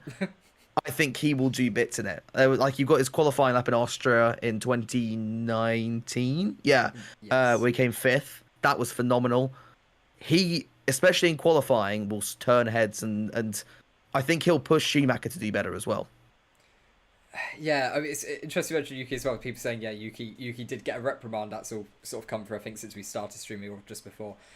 Which was interesting. So yeah, Yuki getting a reprimand, but was it? I think it was Stroll who got a reprimand for apparently blocking Tsunoda when they had a little bit of contact. Our first crash of the season in practice too. Yeah, I mean, I'm not sure how. I mean, to be honest, I need to see it again, but from what I saw the first time watching it, I have no idea how Stroll's been penalised for that. I mean, Yeah, again, I might it's need to odd. see it again, unless I'm just completely misremembering it. Because like when I saw it first, I'm thinking, Yuki, what are you doing? And then Stroll gets Yeah. penalised. It's like, did I just forget what happened there, or I'm not sure. Let's not bring Yeah, up I get F1 you. stewarding again. We've No, had enough no, of we're Oh, not no. doing that. No, 2 months. Let's not bring that up. Yeah. I don't know. I've been able Yeah, to read it I fairly hope- well. I- though. Half of me hopes Yuki Tsunoda does well this season. Half of me doesn't because I like Liam Lawson. Oh yeah. Yes. yeah. No, I'm with you I on that. like I'm Liam with you on Yuri, that. so I'm like, right. Oh, but also Yuki does seem like a nice guy, so I'm like half hoping he does well. But Yeah. yeah, if he doesn't, it's not too much of a shame. Just get Liam in there. Win-win. Yeah. Yeah, exactly. It's a win-win situation. Nothing can disappoint me now. Be an awkward house share thow if they're still living Oh together. god. To them, Yeah. hey Yuki, I've just replaced you, mate. Like, could be. Oh, I don't know. no. Yeah, not great, not great. But no. Let's just see what I'm chatting before we head on to the next one. You guys remember already. Overachiever Mick and underachiever Seb or Stroll, says VK97 Oh Gaming. no, Says, please Seb, don't please don't Exactly. underachieve. I mean, love Seb so he much. can't I can't bring underachieve myself. this Yeah. weekend at least. Yeah, exactly. This is There's positives out of everything. he's got at least one race without doing anything wrong. So that's fine. Exactly. But yes, let's head into the second one. So which race this year will have the most DNFs? So you can have any of the races that end up in the top 3 for the sum total Oh, of DNFs. God. So whichever track you think we're going to get a lot of DNFs, be it crash, Speed be it googling the technical. calendar. Yeah. Just like, oh no, what races? My brain's completely gone. What races are even in the calendar? Sorry. So I'll come in here then. I'm Yeah, gonna you say, go. I'm gonna say Save it. Saudi. Yeah, and Saudi, yeah. yeah. So, Saudi, maybe Miami. No, Miami's got a bit more runoff. I'm gonna say Saudi because I think reliability will still be, getting there, and it's Saudi as well. Like, Yeah. Yeah. yeah, I don't know how I feel about the track on a whole. If I'm honest, I think it's only interesting if there's a crash and we go back to a many race start crashes. after a red flag. Yeah, Yeah. because I think before Mick crashed in the first race there last year, it was just a bit, near. Yeah, it wasn't shaping Like, up to be ground. Yeah, so, yeah, I'm gonna say Saudi. I'm gonna go for Saudi with that. Yeah. Okay. Good shout. I was also going to say Saudi. We've had a lot of Saudis. for We this keep then. having each other's Because answers. I'm confident this time. We've had a I'm lot pretty of sure very we're the same similar answers, to person be at this fair. point. Oh, I know. And the thing is, I'm agreeing with all of it as well. Yeah, but I've gone Oh, Bahrain right. with mine. I'm expecting a few breakdowns this yeah. weekend. So. Yeah, that's true. But I think I just remember Jeddah last year, Oh, like God. how we were all so anxious about that race Yeah. start. After what happened in, was it F2? Yeah, The- with poor chair. I was terrified. My heart, I've never been that nervous for a race start before. Like, I'm a new F1 fan, so I'm here yeah, cool tracks, interesting. And then it starts, you're like, oh my God, What the what's hell? going on? Yeah. Yeah, it was very stressful. And I'm hoping nothing like that happens again this season, but because that was awful to watch.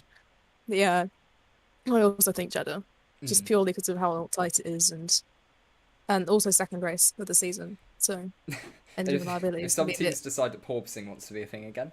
bit- yeah. Yeah, That'll be that as interesting. well. Oh, As well God. with the straights in Jeddah, that'll be. Mm. And you're at certain speed. Well, you're at such high speeds that porpoising through the corners is going to become a lot more likely if that is Ooh. something you are struggling with, because that is how If quickly you- these corners are. If you lose the downforce in those corners as well, you're going straight into a You barrier. absolutely are. So Mercedes That's- might want to get ooh. that fixed. Yeah, that's Yeah. I hadn't thought of it like that. That's bad. Yeah, because the whole concept of the porpoising is losing the downforce on the floor. If you're doing that mid corner, don't want to try that. That doesn't sound fun. Yeah. Let's move on. So we've got highest rated race. So again, this will be voted for at the end of each race. Highest rated. This may well come down to whichever one has the most exciting end, but give a minute. To I think about don't that one. know. I know it's a really hard one. Again, that'll be a top 3 one. So just Okay. guess one that probably the fans like. Who knows? Given its history, especially in the last couple of years, Monza. Ooh. We had Gasly take it in 2020, Ricardo in 2021. Just the one race I missed last year. Oh no! Really? Oh. That's a Ricardo. The one race I missed. Anyway, 3 in a row. I think.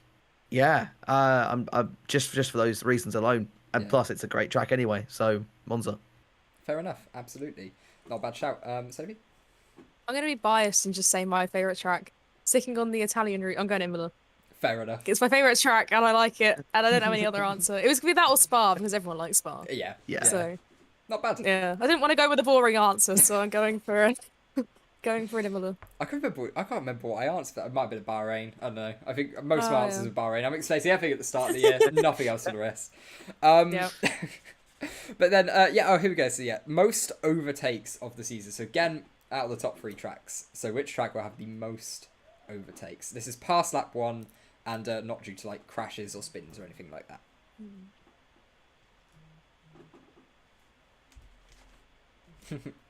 It's just the concentration faces. Exactly. Yeah. Oh, no. No, not Monaco. Baku? Baku, maybe? Monaco. Yeah. Baku? That could be. Yeah, I mean, it's got the straights for it. And if they can follow through the corners well, you know. Try and Sorry. rule out Just tracks. choking. All good. Spa as well. Spa's given us the most overtakes in the past. It's also given us one of the least overtakes in the past. Yeah. So, because like everywhere becomes more of a factor with these new cars. So, I know it's a bit harder to do it this year than it was maybe in previous, but let's say Baku with the slip streaming down the main straight. Go with Baku. good shout. Absolutely. Yeah, I think I went Bahrain. I quite like Bahrain. I can tell. Like, Yeah. I can I see don't know, where you're I can coming just from. see, you know, I like a bit of Bahrain. It's good for racing. You're trying to get some Yeah. sort of sponsorship from Exactly. the. Yeah. Now, guys, phone. We'll Yeah. see Sunday, we'll see you flown out there. Exactly. Yeah. Sat on that like Very big old tower ones. they've got in turn Exactly. one. Yeah. I've got like the Crown Tower. Yeah, we had an invitation for Dimitri Mazepin. He can't make it anymore for some reason. We need someone to replace him. Yeah, There you go. You're all sorted. I don't know. I might be busy actually. Shame. But I'm yeah, gonna go Silverstone then. I'm gonna throw in a wild card. I'm gonna go Silverstone.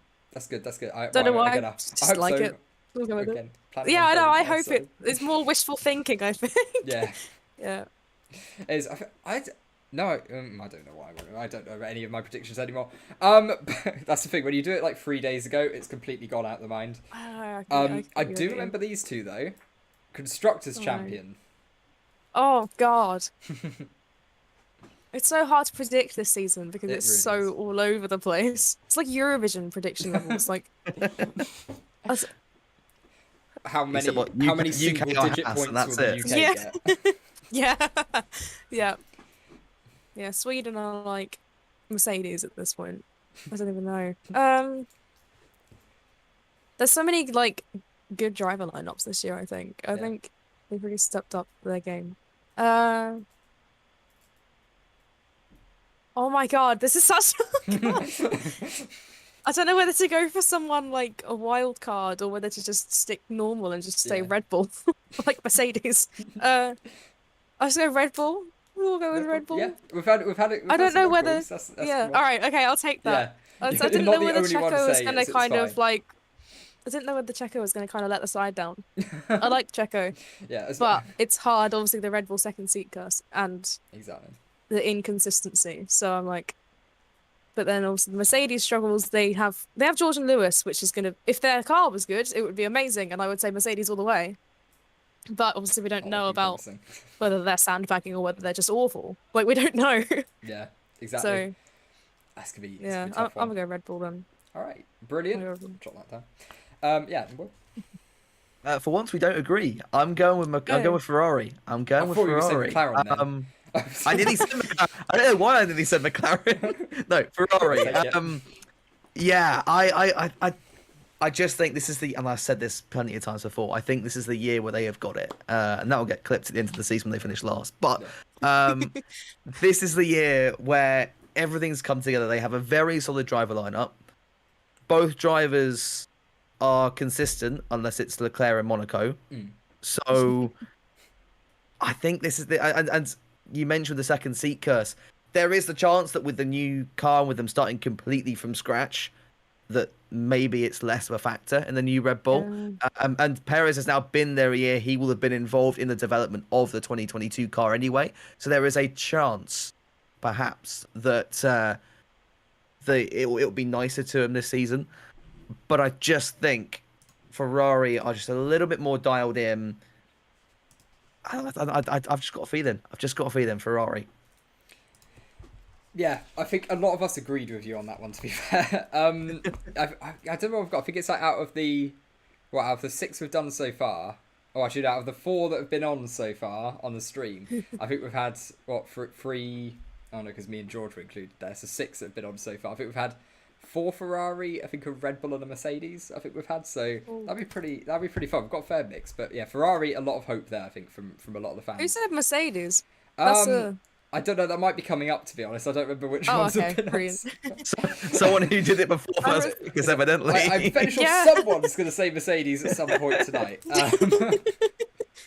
Whether it happened already, who knows? But the big one, who will be the 2022 drivers? Lando Norris. No, absolutely love it. Full points. Yeah.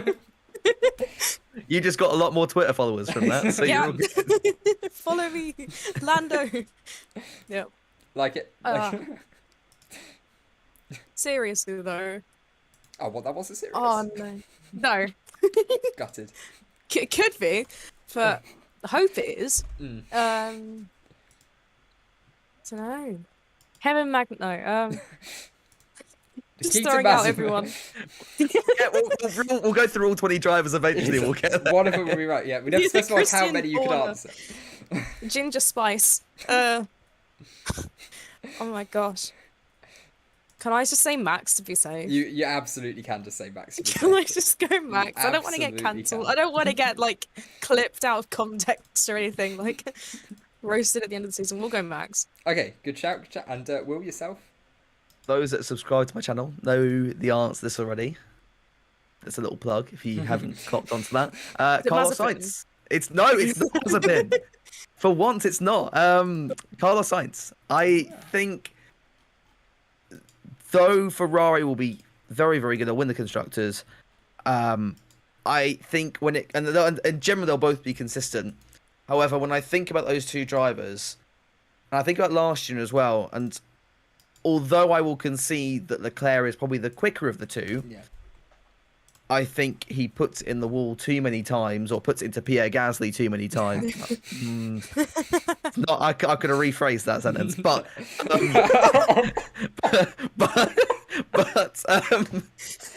oh no. That's me cancelled. It's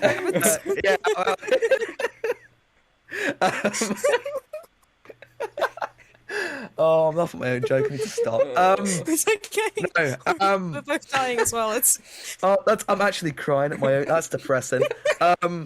No, I've completely forgotten where I was going to be as well.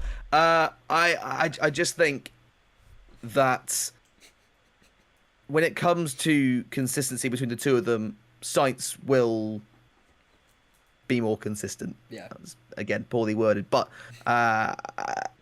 and that means when it comes to the end of the year, he'll be the one on top, like he was last year between the two of them. Yeah.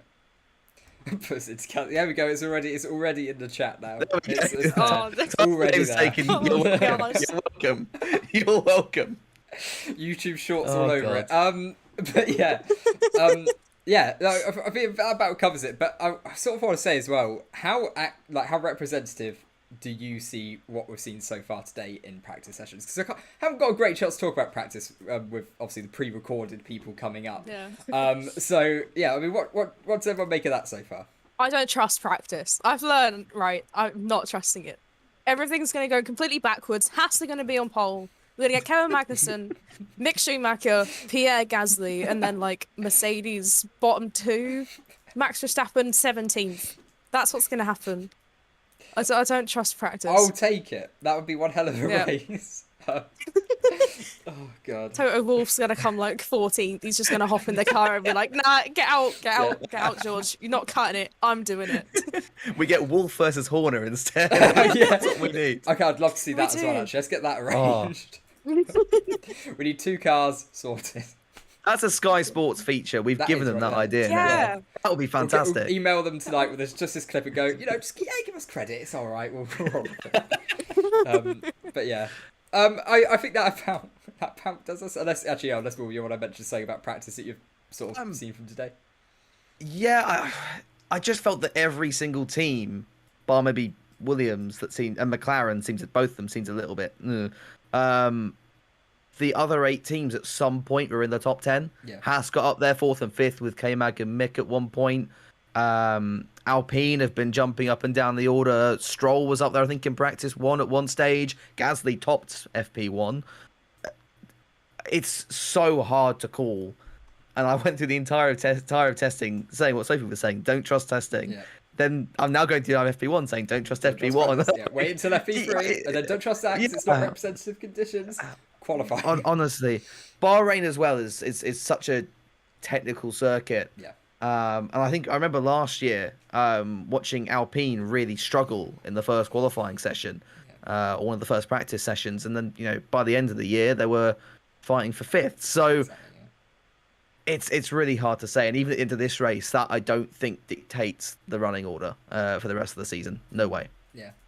No, I pretty much fully agree with you. So massive thank you to both of you for coming on and spending some time doing this evening. So yeah, massive thanks everyone watching. Go subscribe to both of them. Twitch link in the description and YouTube. My non-existent YouTube channel. Yeah. There we go. Okay, brilliant. Like I say, guys, thanks so much. And now we've got John Warren and Matt212 coming up. So this one we had a lot of fun with. I hope you enjoy it.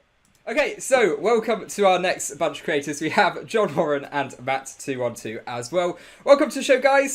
So, John, who are you supporting? Red Bull. Of course. Very clearly. Oh no! Oh yeah. Oh. Poll in the chat. Do you believe him or not? Yeah, exactly. What is there anything about him right now that makes you think he probably doesn't support Red Bull? He screams Red Bull. He really with does, that honestly. McLaren poster and McLaren top. Oh god, I heard that in the background. Oh no!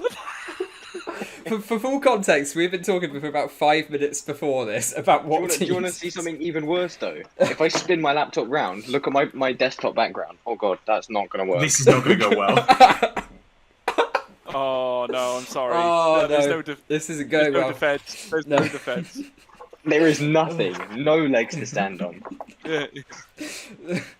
All right, so if you had to give us a categorical team that you are supporting this season, who are you going with? I think I'm going to go with McLaren. That's a win. And Matt, yourself. I'm still going to be backing my boys down at Mercedes, I think. Okay. I can lend you my shirt. Okay. Don't need that Are anymore. we the same size? I don't know what size are you. This is just We'll because- talk after the show, Matt, I reckon. Yeah, if anyone Alright, wants to buy any of the creators' merch now, this is a good time. Oh, God. Yeah. Not like Buy you a top that John we Warren want. on it, just stuff that belongs to me. Yeah. Oh god. Right. Okay. So let's get right into this. So we'll start. Yeah, George. We'll start off with you, so you can ask your question. Yes, everybody, obviously we'll pick out your views now shortly. This is going to be an interesting one. What are your hopes and expectations for the Miami Grand Prix? Because heading to Miami for the first time, brand new on the calendar. It's going to be our second stateside circuit. What are your impressions? What are you going to expect? Matt, do you want to go first on that one? Give you time to think of something, shall I? Yeah, because I forgot it was on the calendar.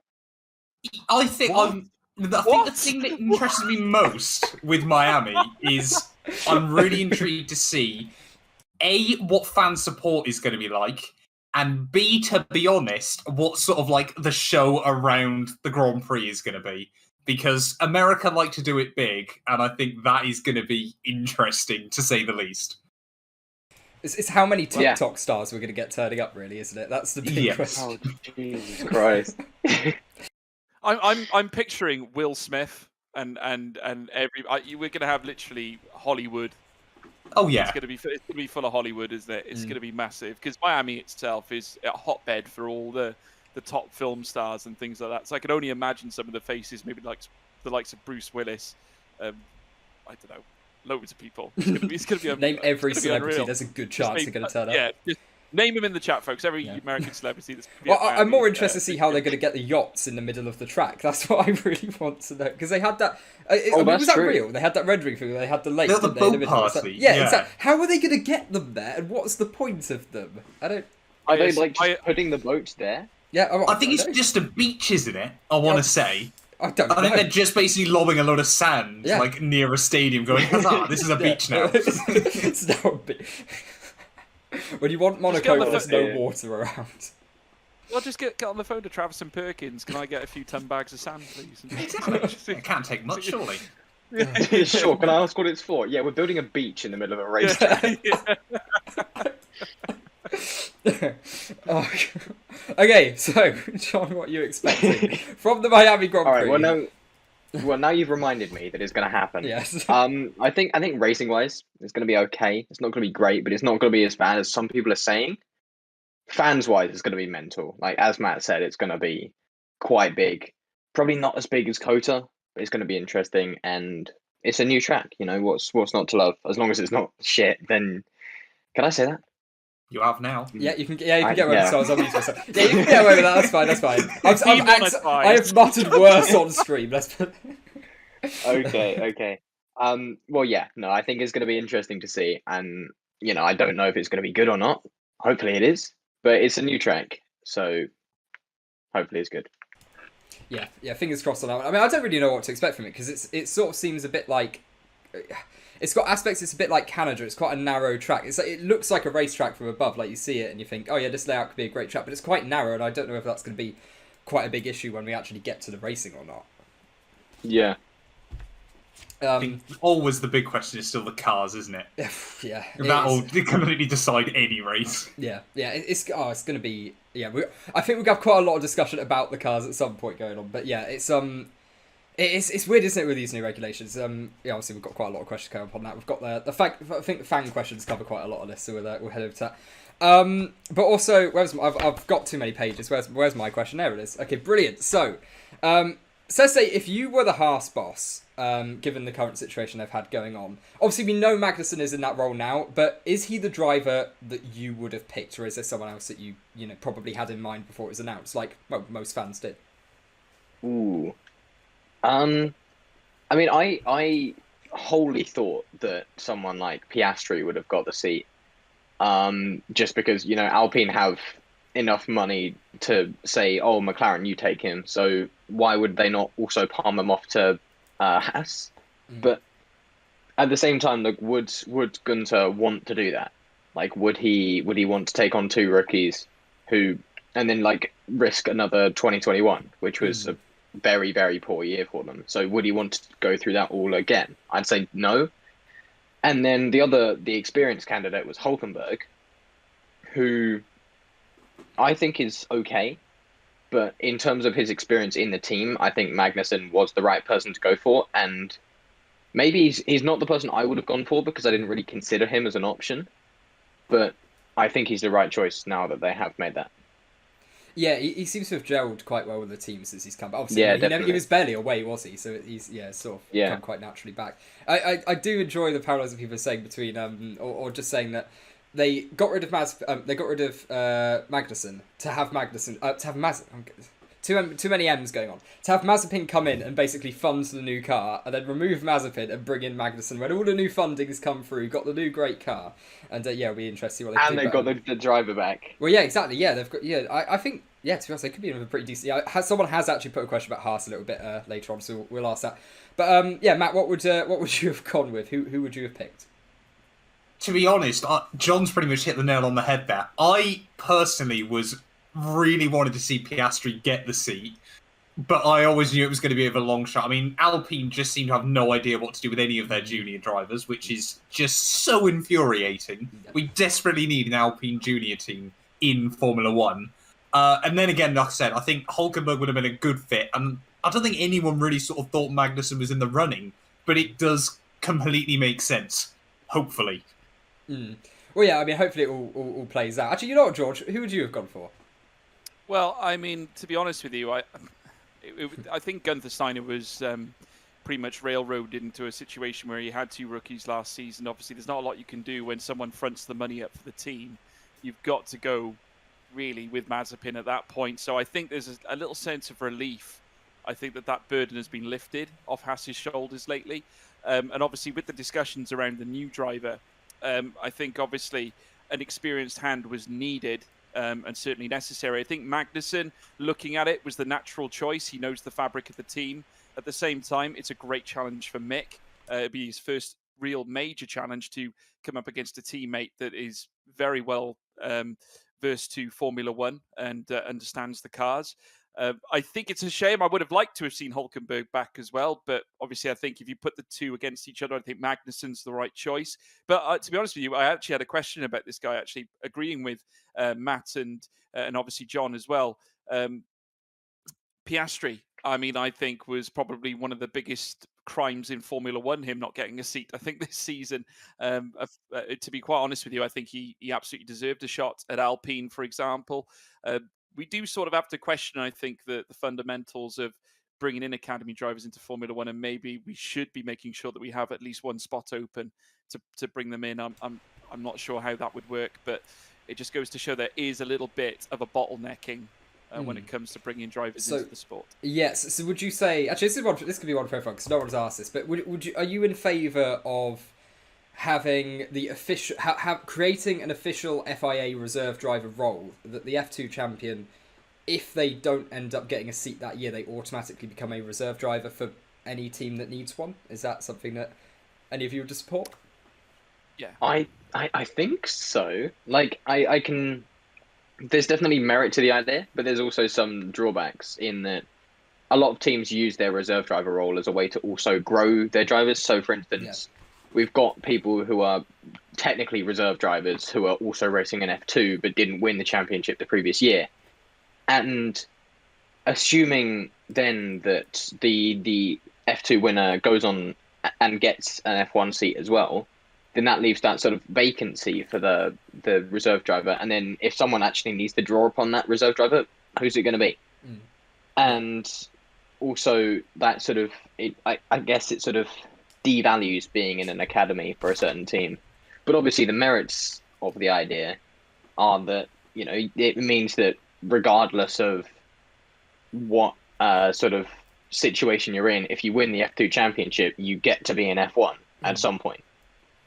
But, you know, the worry is obviously when someone else comes on to win the F2 championship, what do we do with the next, with the person who won it last year if they haven't got an F1 seat by then? Yeah, exactly. I think ultimately one of the biggest solutions is we need more teams in F1, isn't it? And that's why obviously the Andretti idea is such an interesting. You might get one. Andretti? Yeah, fingers crossed. Yeah. I think everyone wants that, don't they? That's such a big one to try to get. Especially considering how happy they seem to be to fund, to put a lot of funding into junior careers as well. You know, with F3 and F2, they very much seem a very serious entry. And to be fair, I've seen some of the team bosses who were quite critical at the start. Rumours now that they're starting to turn a little bit. They've realised that this is a genuinely serious proposal. So quite cool. But yeah, Matt, what's your thoughts on having that reserve driver? Yeah, I think it unfortunately is probably just like putting a band-aid over like a artery wound or something like that. It doesn't really sort of tackle the problem in an effective way. Again, obviously, we need more teams in Formula One. I think Andretti is probably the likely chance for that at the moment. I think a lot of the teams were just worried because they realise how good a motorsport organisation Andretti are. I think a lot of people sort of in Europe especially don't realise it, where they don't follow like IndyCar or NASCAR or that type of things. Yeah. But we just need more teams, really, desperately. Yeah. Well, we really do. I think you want to try to be for as long as possible at Formula 1 at 24 teams. 24 teams, that'd be blooming impressive. 24 drivers. I'll take 24 teams. Monaco with 48 cars would be a laugh. God. Yeah, it doesn't even begin to think about. But no, I really do hope the whole Andretti thing goes through. I think that'd be really cool. And also, I think it's good to get some sort of more, especially considering F1 are going for the American market at the moment. It's such a no-brainer to try to do. But I think ultimately some teams, especially teams maybe a little bit lower down, who are a little bit more marginal on money, might prefer that there's not a new... Because, I think Andretti for the first few years would probably be very much a midfield team. They're not going to come in and instantly become, number one team unless they do something very right. But if you're a team at the lower end who hasn't got, they haven't got great hope for the future, you don't want to let in another team that's going to end up beating them, really.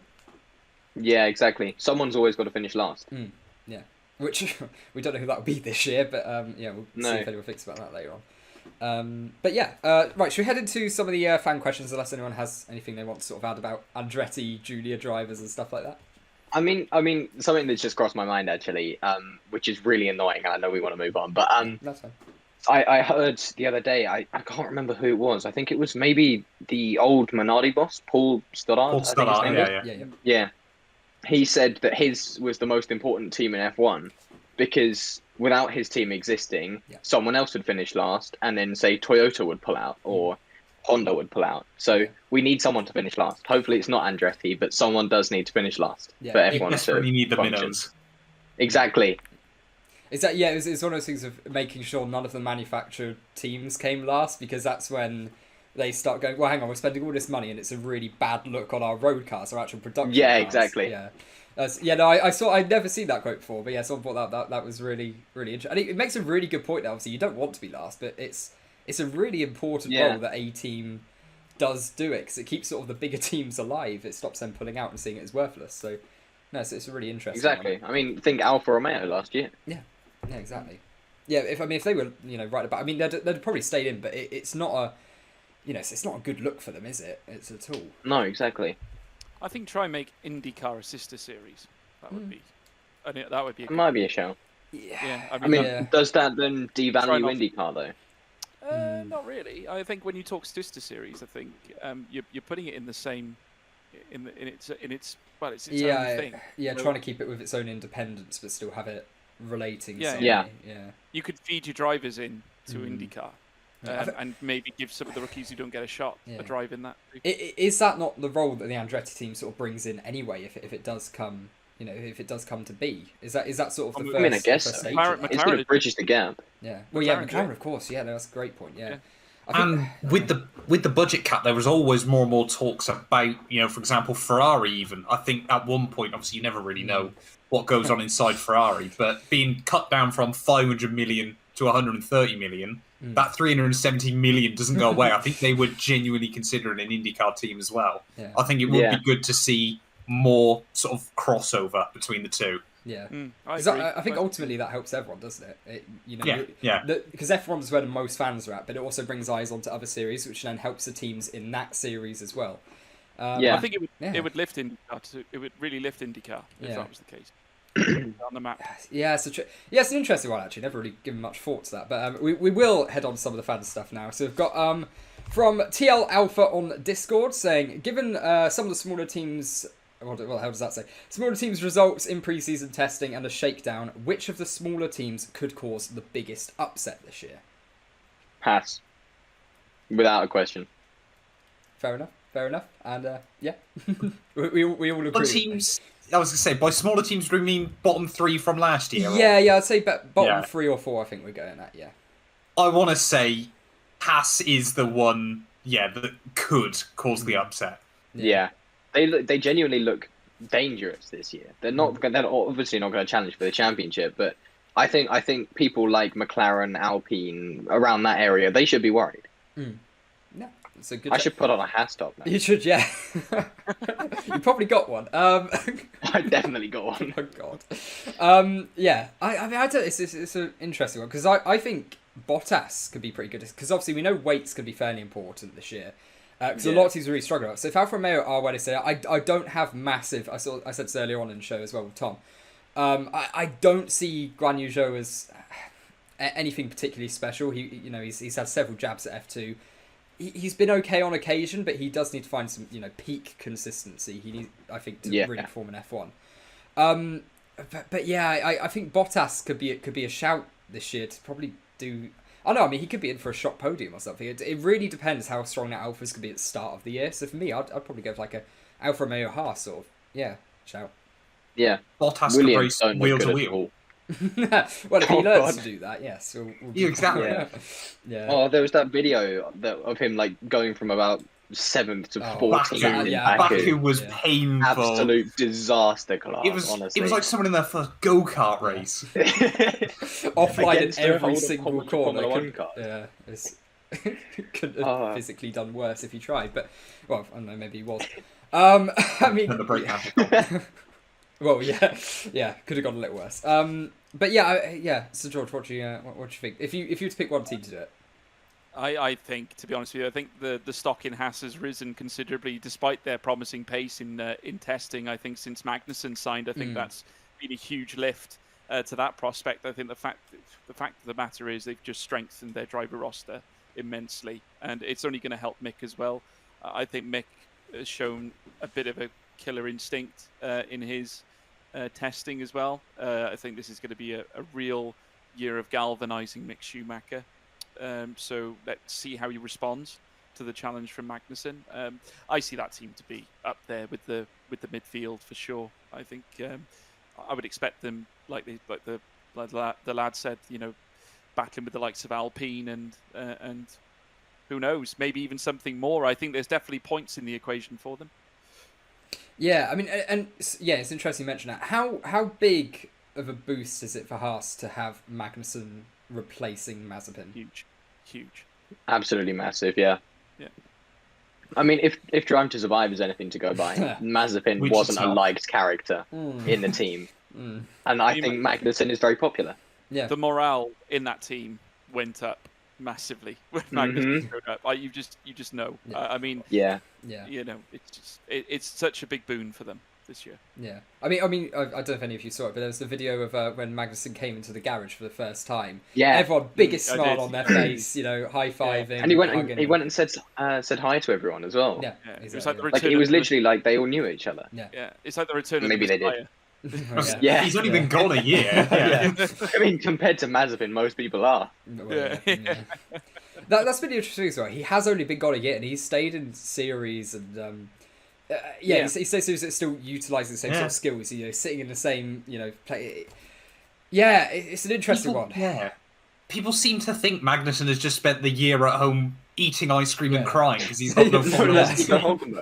He was literally getting prepared for his Le Mans project with Peugeot. He was race ready. Yeah, he was more than ready to win Le Mans potentially. So yeah, he's obviously because I think it's not a bad shout. He probably could have. So.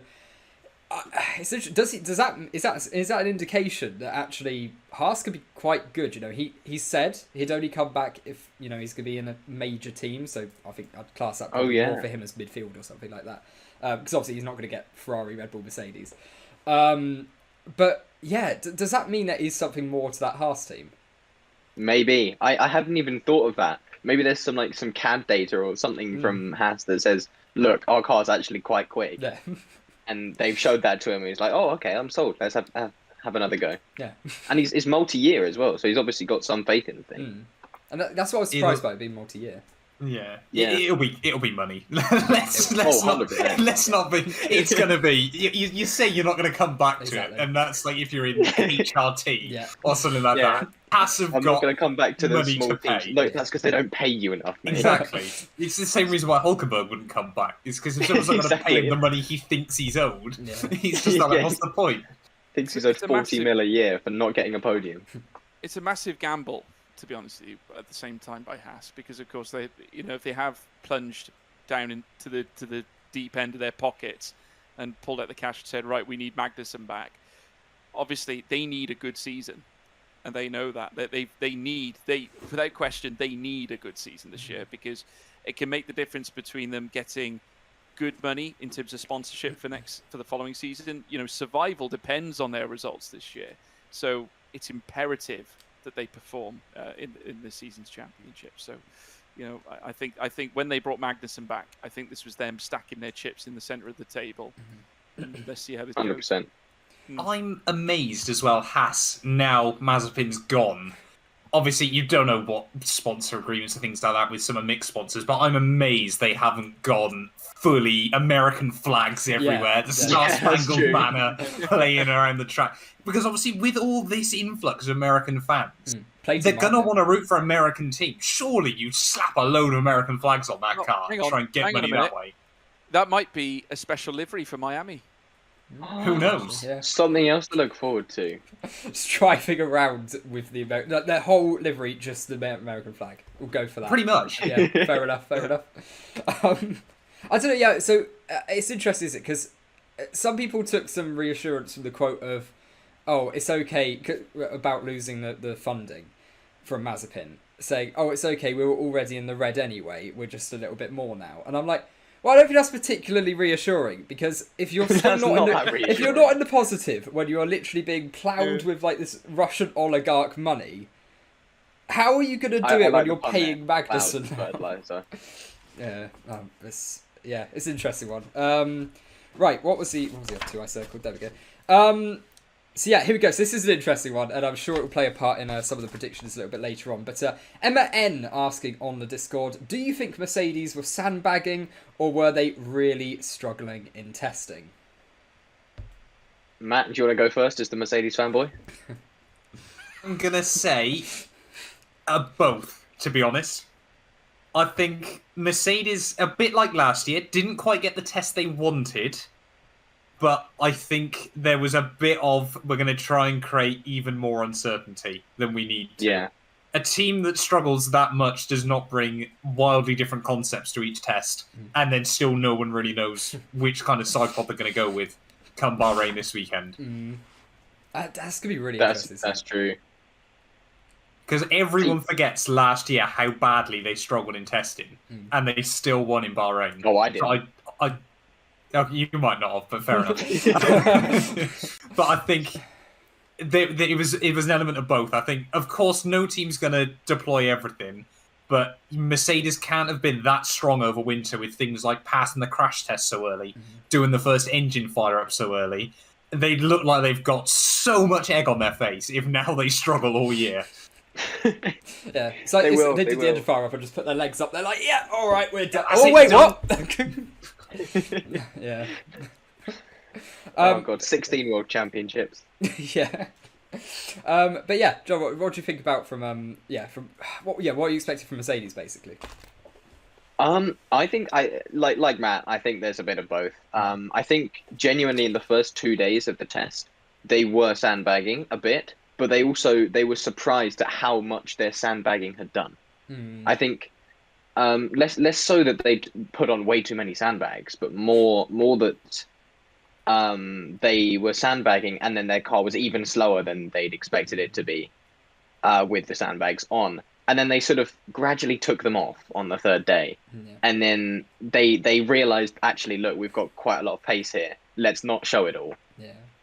And there was a quote from Lewis saying that there's a lot to find in the car as well. And you know, you can read that two ways. You can read it as, look, it's not there yet, but you can also read it as, it is there yet, and we're going to rock up to Bahrain and lap the field by lap 3. Yeah. So, I don't know. I don't want to, like, make too many predictions either way, because I know I'll jinx it. But, like, it looks interesting. Yeah. And it'll be interesting to see if that radical design is the right one, and if people are going to suddenly flock to follow it. Because people have been coming out and saying, oh no, we looked at that design. Even Haas said, we looked at that design and it didn't fit. Yeah. So it'll be interesting to see if Mercedes have managed to make this work.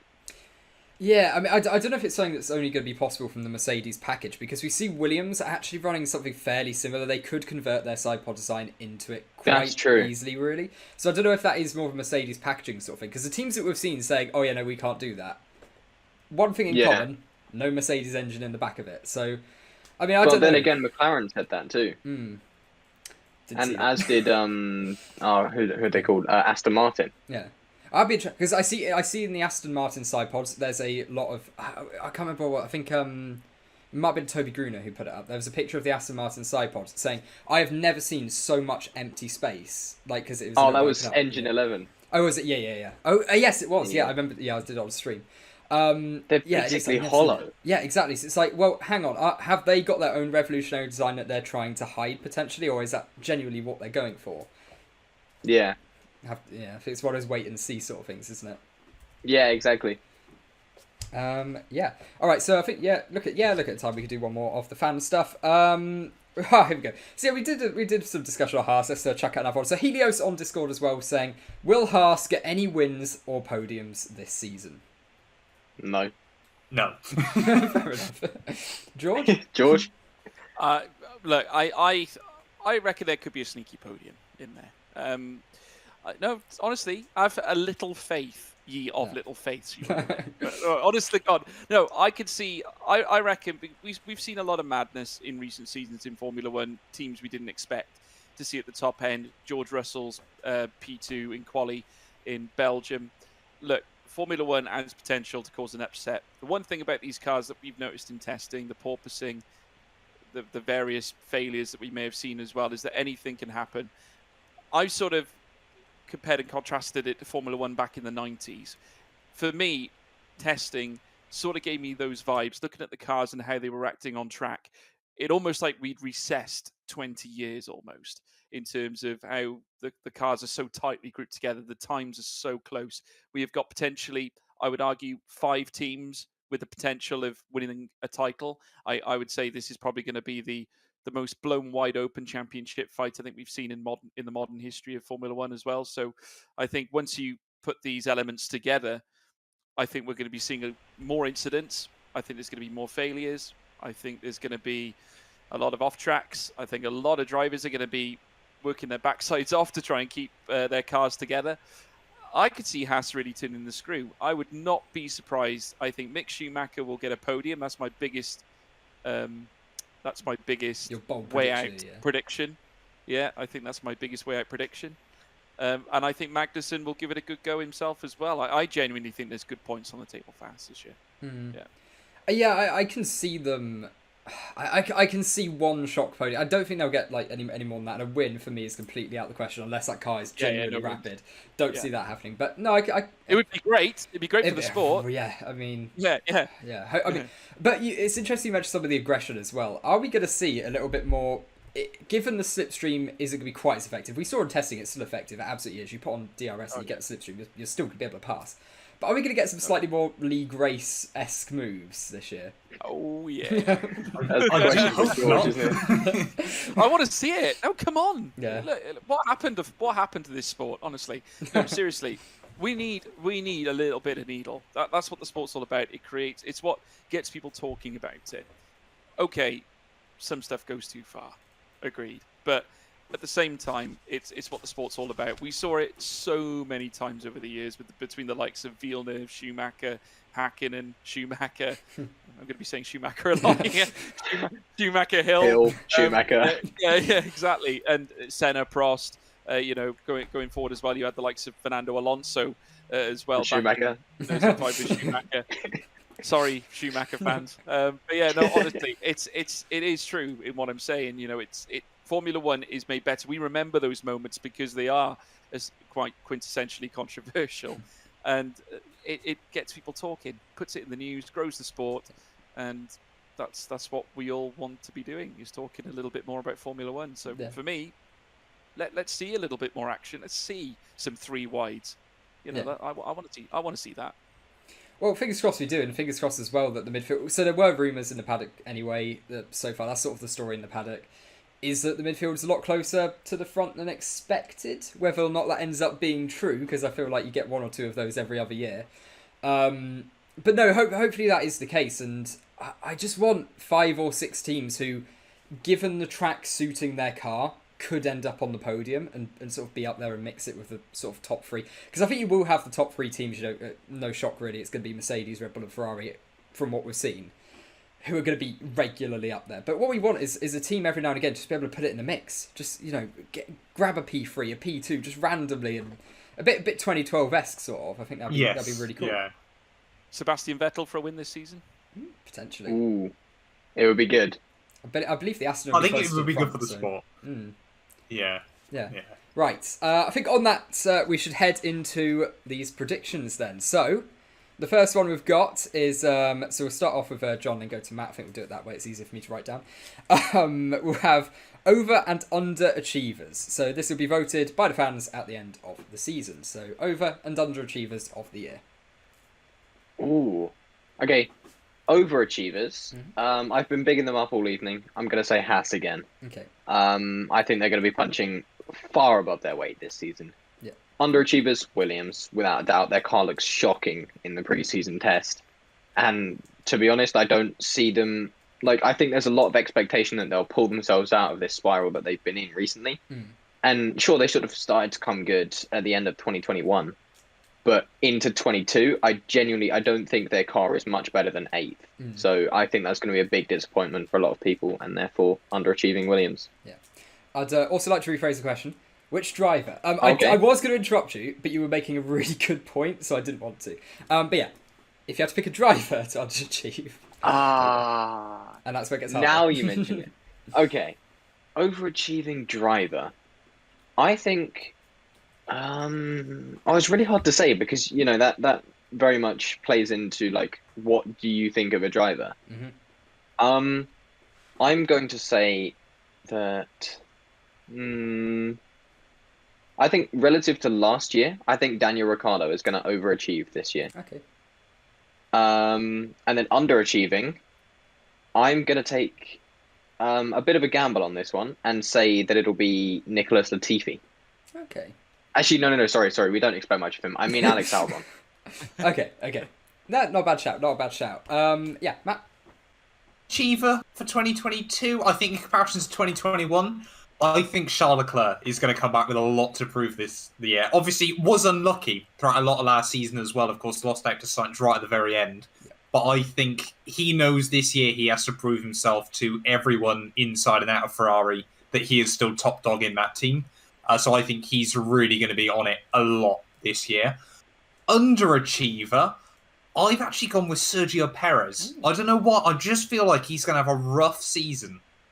Oh, yeah, George, you went with that, didn't you?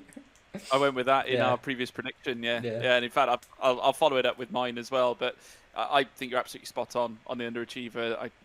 I still think that Red Bull are tailor-making their car for Verstappen. He's the golden egg at Red Bull, and he is the future. He signed a multi-year deal. There's a reason for that.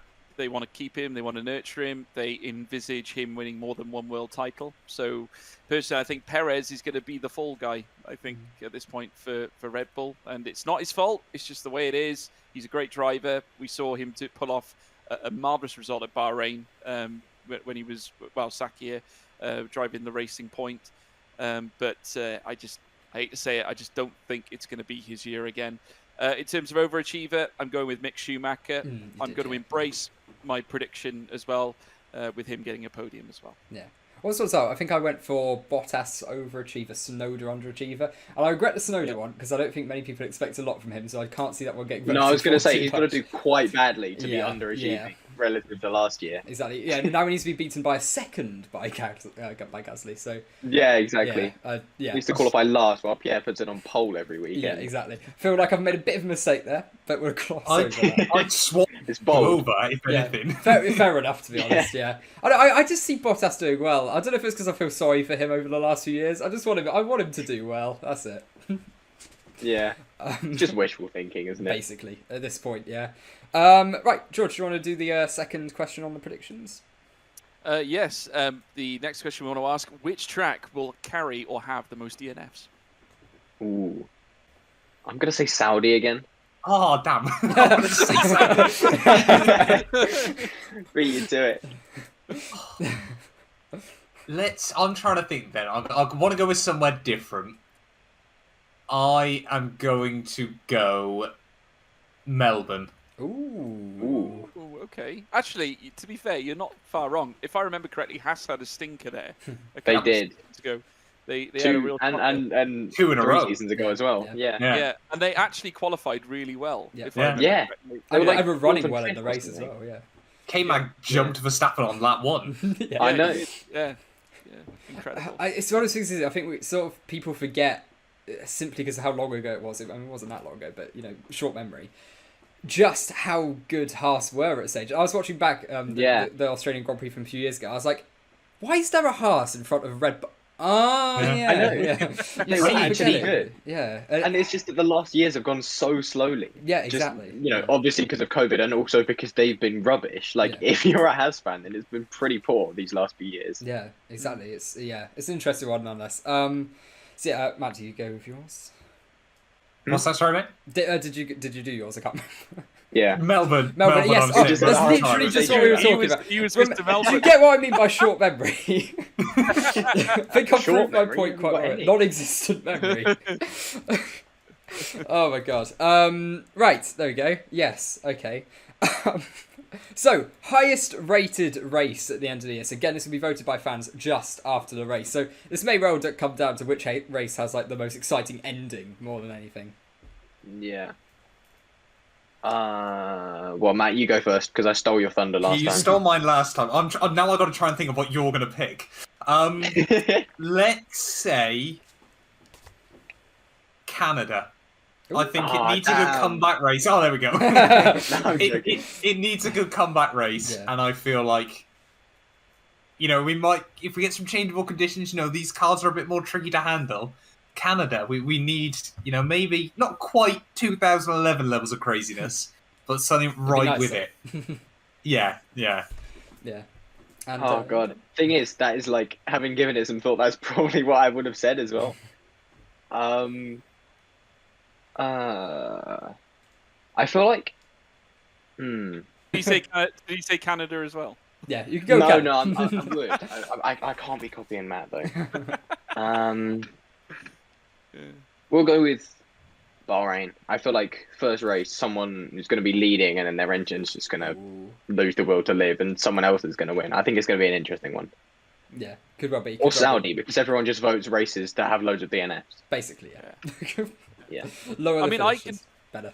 I can really see Matt's point, to be fair, because they've been quite clear on the fact that these cars don't necessarily cope too well in some tight corners, and certainly the handling proved quite quintessential in terms of the fast chicanes, and there's lots of them at Canada as well. So Yeah.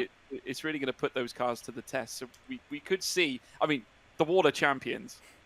That's going to be carnage. Yeah. I mean, with think. the amount of understeer we're seeing is through medium speed corners especially. Yeah. Yeah. Yeah. That could be quite Interesting. interesting.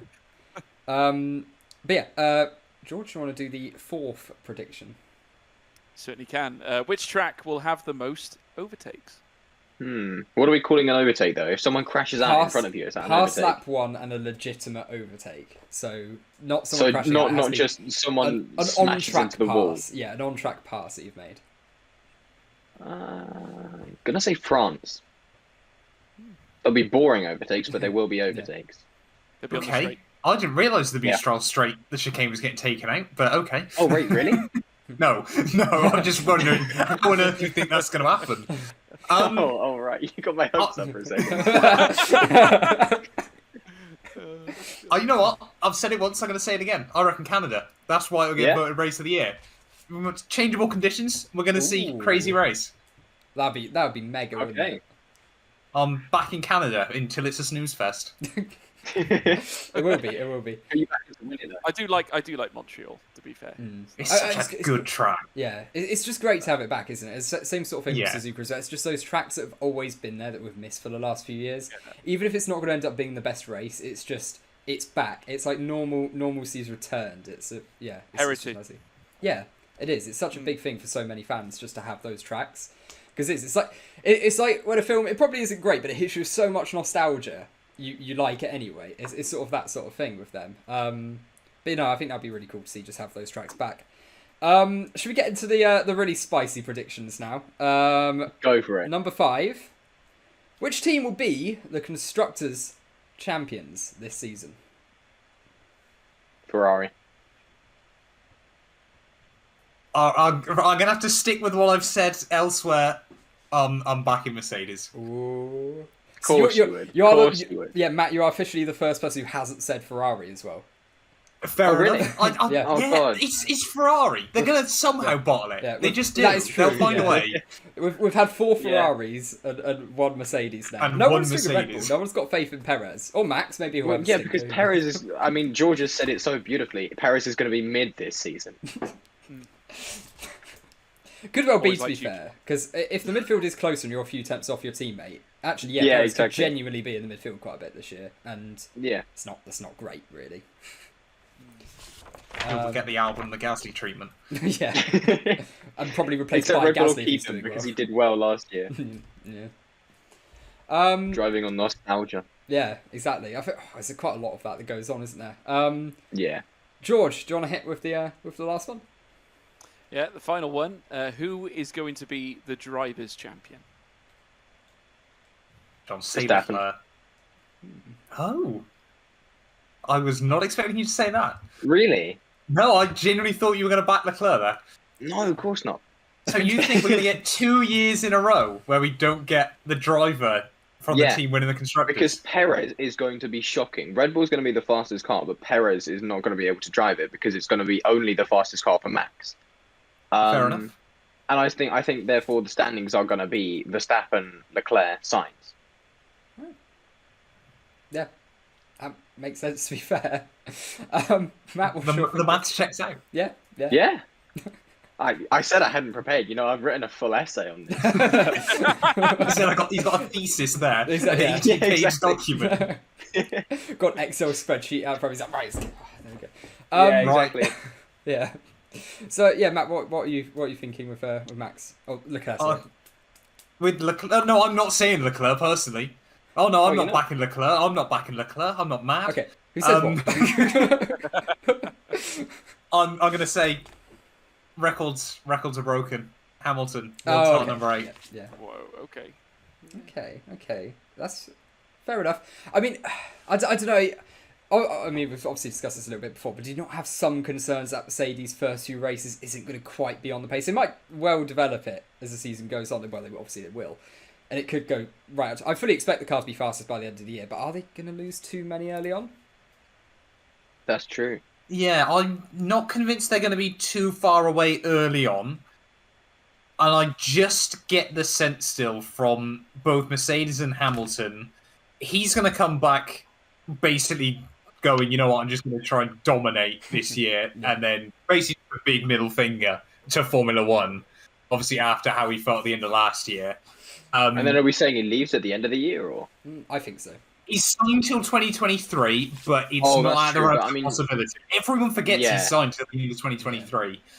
Yeah. But I just think, he said as well over winter, if you thought, obviously, me last year was good, wait until you see me now. Which is obviously very big words to say if suddenly you spend the whole winter just crying eating McDonald's or something like that. The thing is as well with Hamilton, when you look back through Formula One as well, he's been in Formula One now for 15 seasons, and only 4 times has he not gone into the final race as either champion or still within a shot of the championship. It's ridiculous. It's mad when you think about it, and you just can never discount him. And I think that's why, at the end of the day, if you can't discount him and everyone else, I feel like I can potentially. It's why I think I'm just going to have to back him for title number 8, break the record, and then go, you know what, I'm going to sell clothes in New York or whatever he's planning on doing. Doesn't matter what he does. I honestly think Gasly is the replacement for his seat. Really? I mean, Gasly's definitely got to get out of the Red Bull program because they're not, just based on pride, they're not putting him back in the Red Bull seat, are they? No, So- I think he's the Yeah. perfect mate. I think because obviously I think George Russell is the future. This is why they've moved him up now. I think Hamilton will want to go out on top. I think if he was to win the title one more time, I think that would be it. I think he'd turn around and say, "Look, this has been great. I've broken all the records. I'm going to go out swinging." And then I think Pierre Gasly, who is obviously looking for another go at the top, I think he's perfectly capable of being a race winner. He's already won races. One. With the Race, car. yeah. Yeah, he's won okay, race. he's won a race, but yes, okay, and had another podium as well. He's had podiums, so I'd say put him in the Mercedes. I think you've got a perfect partnership in him and George Russell, a partnership that can last for many, many years. Yeah, I mean that's some pretty solid logic. To be fair, I mean, it's something that I think I can actually envision. In fact, a lot of the things that I can envision have sort of happened in like my F1 2021 career modes and stuff like that. Gasly drives the Mercedes alongside George Russell in that career mode. I hope mine doesn't become real, otherwise Sonoda's getting that second seat. God! I think my underperformer prediction might be out the window if that happens. Taxi for Bradley. Yeah.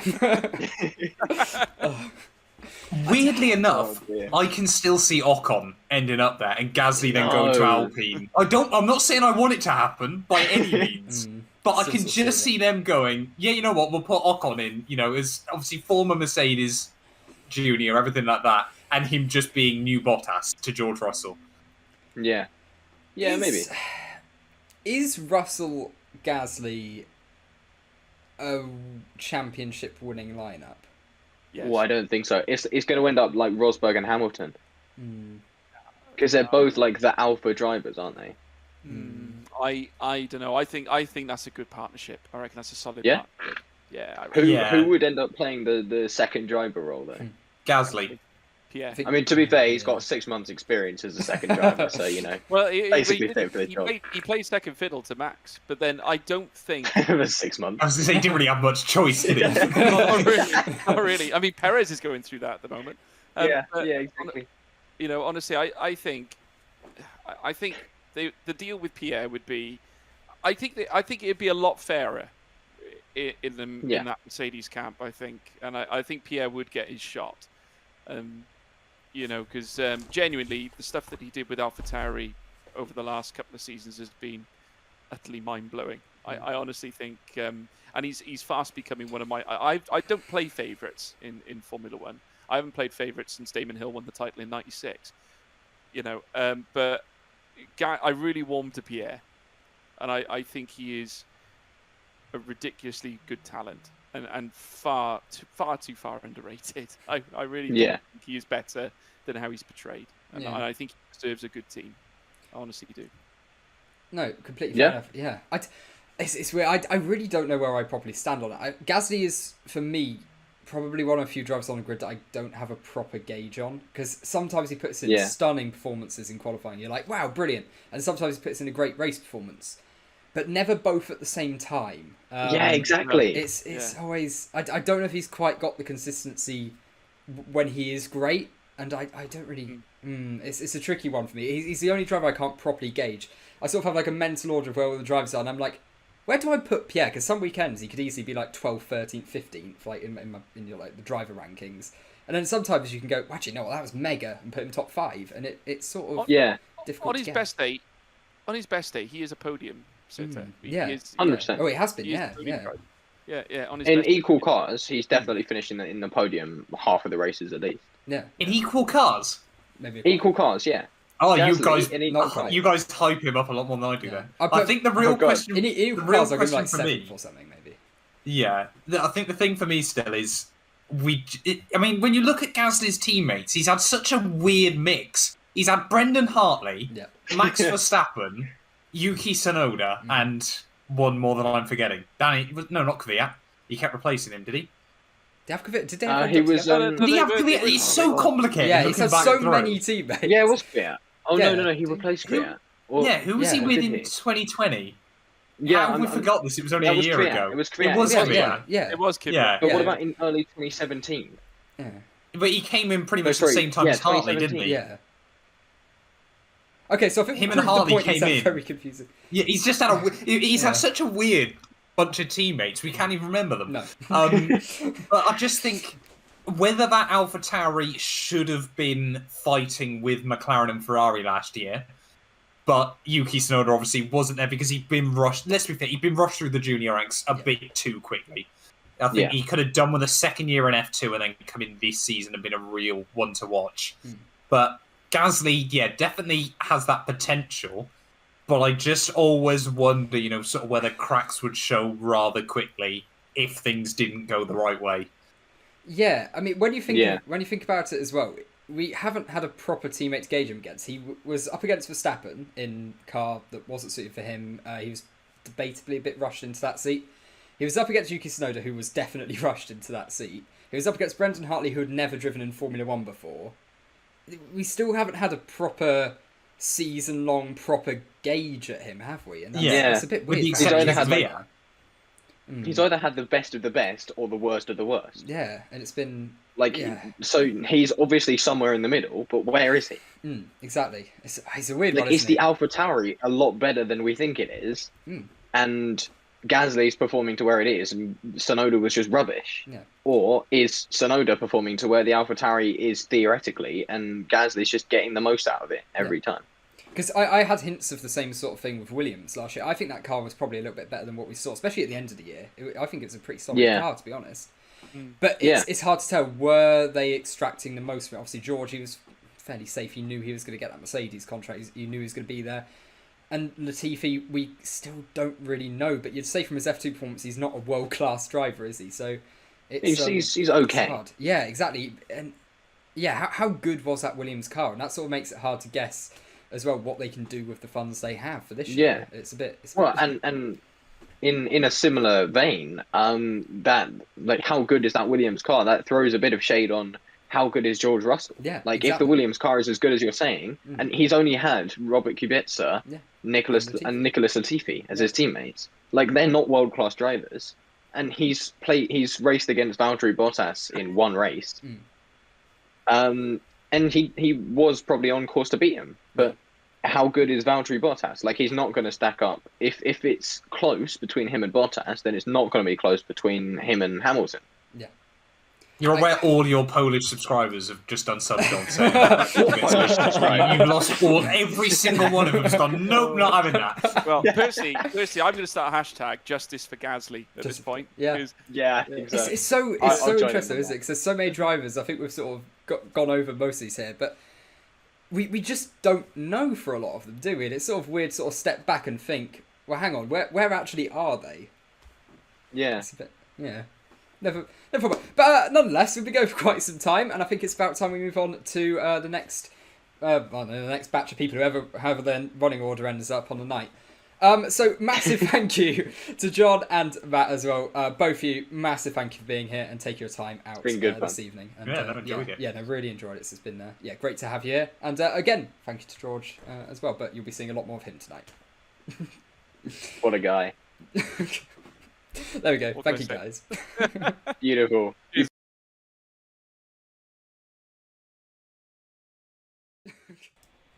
There we go. Thank you. And we are back in the room. So now joined by Josh Revel, sorry. I've been told how to pronounce it. I did it wrong. I'm sorry.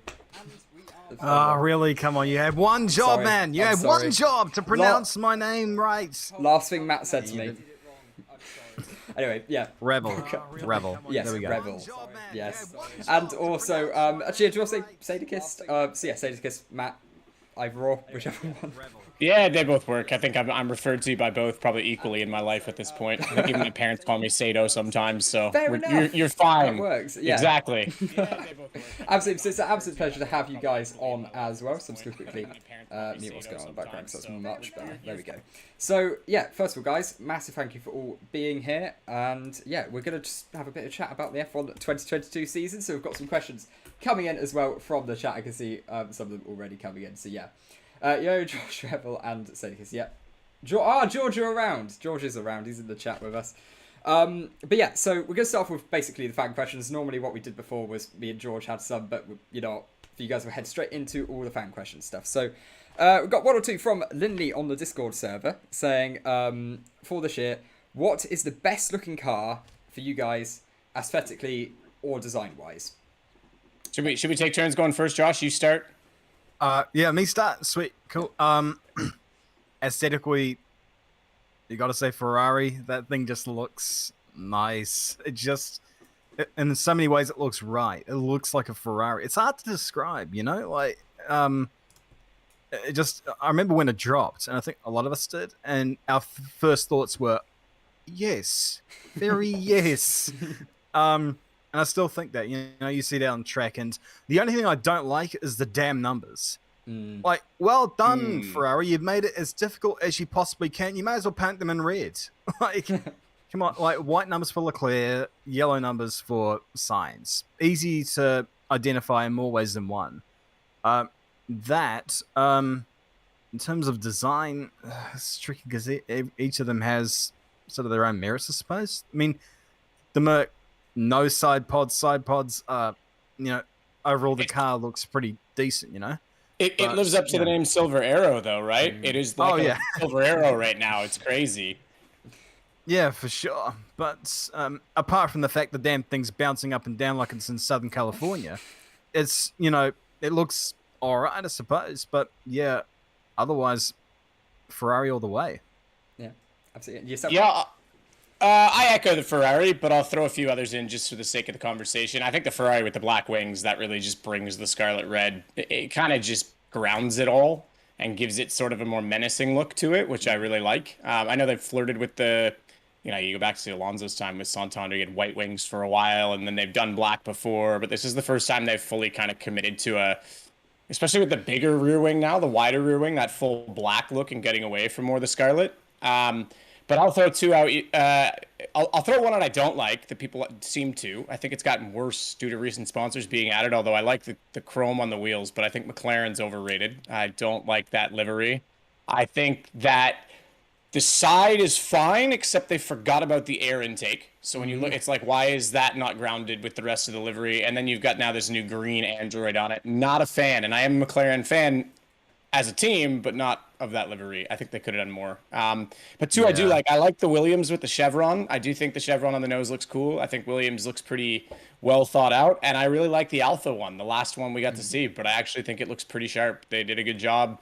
Nothing too crazy. But I like the angle of the body cut with the white and the darker reds. Obviously, kind of bleeds off of a Ferrari Scarlet. It's not the same shade, but it's all part of that same family. And then I'll even throw one that could have been better and isn't, and it's because of sponsorship. But I think Alpine's, they could have done more. Like, I think there was a vaporware or vaporwave or whatever we're calling it, chill wave kind of midnight design concept that was thrown around where you had kind of like the bleeding pink and purple together, and I thought that looked sweet. And then unfortunately BWT just kind of wrecked everything, including Alonso's helmet. So yes. So yeah, Ferrari, Alfa Romeo, and Williams for me. Yeah, all good shots, all of them. I've got to say, actually, to be fair, is this probably one of the best looking grids we've had for a couple of years, would you say? Maybe. I mean, I sort of don't. I don't keep track of how. I don't know. It's kind of mashed potatoes a little bit. Some look great, others are lumpy as hell. Like it was going well, and I think it reached to a point like one or two where it's just like,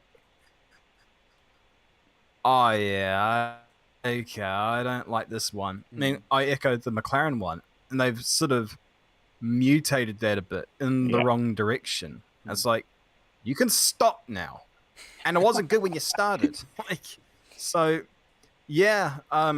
Again, I'd say some of them look amazing. Some, not really. Yeah, I don't think it's any better or worse than any other year. I think the biggest change is that we have a whole different looking car. And unfortunately, in Canada, I don't get a lot of the free practice coverage over here. So I've seen a lot of clips, and I've been watching timing, and I've been keeping up to things. But although we did have FP1 on TV today, but I was preoccupied and couldn't watch it live. So.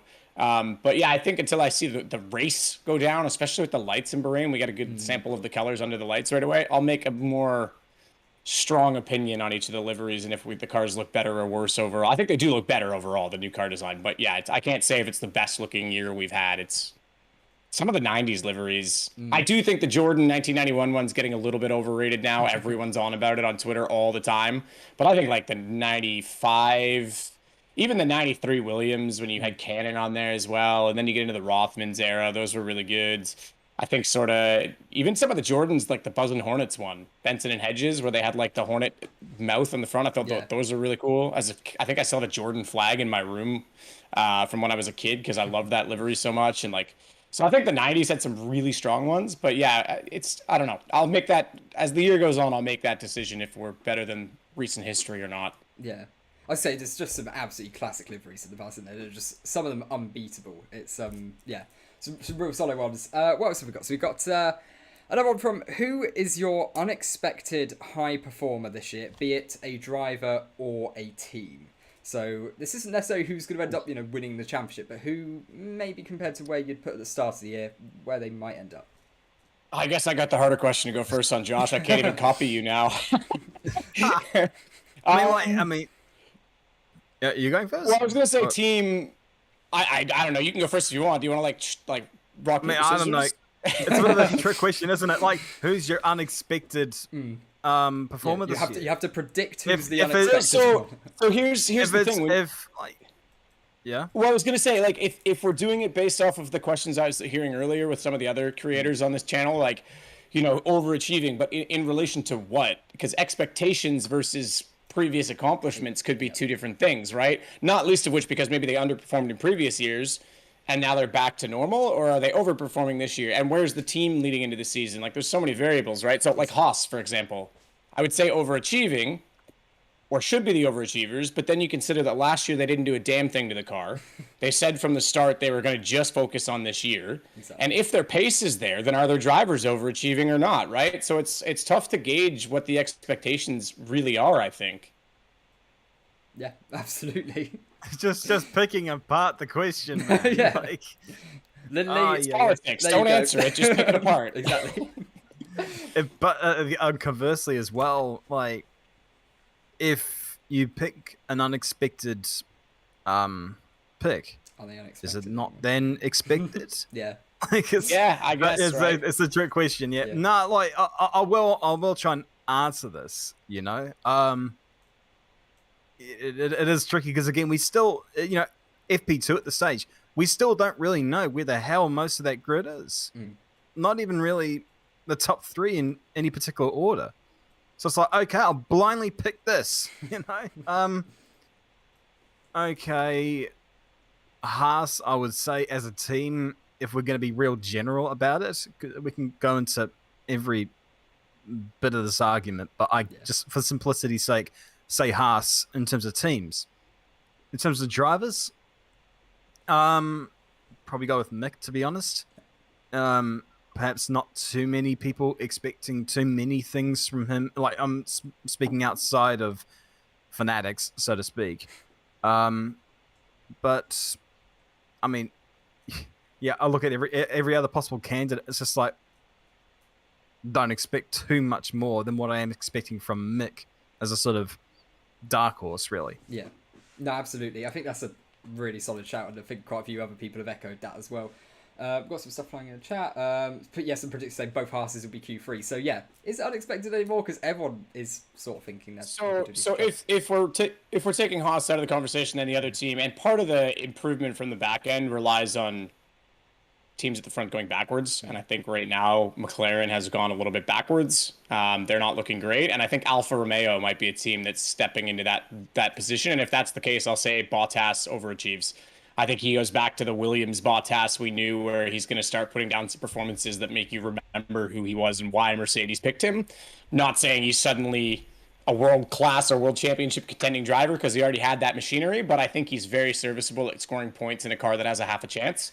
And then there's one driver in the field that has overachieved in literally every piece of machinery ever given to him, in my opinion, and that's Fernando Alonso. And I think even if El Plan goes poorly, Alonso's going to look good because he's Mr. Racecraft, and he'll pull something out of the hat. He just always will. And I actually want to say I think Ocon underachieves this year. I think he's the one that falls off. I think him winning the race in Hungary was amazing, but I always thought he was a good driver. Like, let's be honest, Totally. It was a completely random result. I mean, kudos to him for getting it. Yeah. But let's make no mistake. Had it not been for Bottas completely forgetting what the left pedal was for, and for Lance as well, in his infinite wisdom, deciding to use a Ferrari as a brake, had it not been for those, and along with Lewis, for whatever reason, staying out. Yeah. Had it not been for all of that, and Alonso defending, we wouldn't be talking about his win. So, but you take away all of that, though, and Alonso did start to rein him in, eventually overtake him in terms of performance. How's it going to be this year? So, I think Alonso, because remember last year was the first year that, with the exception of Sainz, which has totally raised his stock in my eyes, last year every driver that switched teams was essentially going into a car at the halfway point. So they were at the disadvantage, because last year's chassis, obviously we were supposed to have these regulations last year because of COVID. I know most people know this, but just, you got to consider that it was an evolution of the previous car, which means anyone that was in the team for longer was way more versed with that car. So, Alonso was not only coming in off the bench cold, but also into a car that Ocon knew better. So I think that when you consider that, I think Alonso, I think he's gonna wallop him this year. Yeah, and absolutely. The thing is as well, Alonso's come back for these regulations. It was obviously delayed, and that, not particularly useful for him. But this is it. This is what he came back for now. So obviously he's got some faith in the team. He's got some faith that this car might end up suiting him. So actually, we saw a pretty decent show from him in FP2 today. So if that's anything to go by, who knows? It actually could be a pretty good year for him. James Pilbead as well has just put something in the chat, which I think is quite interesting. Do you see Hamilton retiring if Mercedes do mess up this year? Will he walk away from the sport in that sense? I think it has more to do about how things go between him and George. In terms of how Mercedes does, I cannot see Mercedes going to a level where they can't win a race this year, or they can't be in a position to win a race this year. That's just not a thing I would think would happen with a team with the funding they do, as well as the people that are in it. So there's that. But the thing is, Valtteri, I've said this over and over again, beating the dead horse to a pulp here, that I love Valtteri over one lap. I don't like him in a race because he just doesn't have that killer instinct. Yeah. And not everyone does. George might do. And if he does have that, then if he does challenge Lewis, to a point where he supersedes him in the standings, then Lewis may think, okay, what do I do here? There may be that sort of point where he's probably going to think, well, what more do I have to prove in Formula One? And if George is the wave of the future, we've got to support him every way we can. So, I don't know, personally. Honestly, it's a bit of a 50-50 as to whether or not he walk away from the sport this year. Next year, though, more probable, but we'll have to see. Yeah. But I don't think it'll be down to Mercedes' performance as to whether or not Lewis decides to walk. I actually think it is more about Mercedes' performance. More in that if he's not going to be given a chance to redeem himself from last year, obviously he was quite bitter, that he's going to say, hey, I'm not going to kick tires at this point. He's already won 7 World Driving Championships. I'm not going to get into the GOAT discussion. I don't think he is, personally. I'll just say that. But again, I think someone else said it on the show earlier. It's like comparing apples and oranges. There's too many different eras and machines and different, all sorts of circumstances. But I do think, if Mercedes are going to struggle, I don't think he's the guy that's going to stick around and be patient to wait for that one more title. He's either going to get it right away. Maybe he stays to the end of his contract, but then he moves on. And he's already made it clear a number of times he wants to do other things in his life, and he has other interests. We know he's been singing and hanging out with different athletes and whatnot. And, I think he feels like he wants to live his life before he's, retiring at 40 or 50 and he's no longer as relevant in the spotlight. He's the kind of guy that likes attention. He thrives on attention, and he's going to want to leave on the high side of it and take some of that attention with him so he can, move on to other things. I do think as well, if you look at, 2016 with Rosberg beating him, Hamilton was the better driver in the second half of that season, and he came into the season poorly and gave Rosberg a head start. So, he took some time off over the summer. How over is it? Over last year is he? He's saying he's ready to go, and everyone's expecting, he'll come back fighting. Does he? Does he get off to a slow start? And does that mentally play on him as well? And does George come out of the gate flying? Because in terms of that killer instinct, Josh, go back to when he stood in at Bahrain last season for the one race. That was ridiculous. He was just sending it. He won that race twice, and Mercedes lost it for him twice. I think that's going to be a factor. Yeah, I will say though, it is a bit of a different thing going up against Sir Lewis than going up against Valtteri.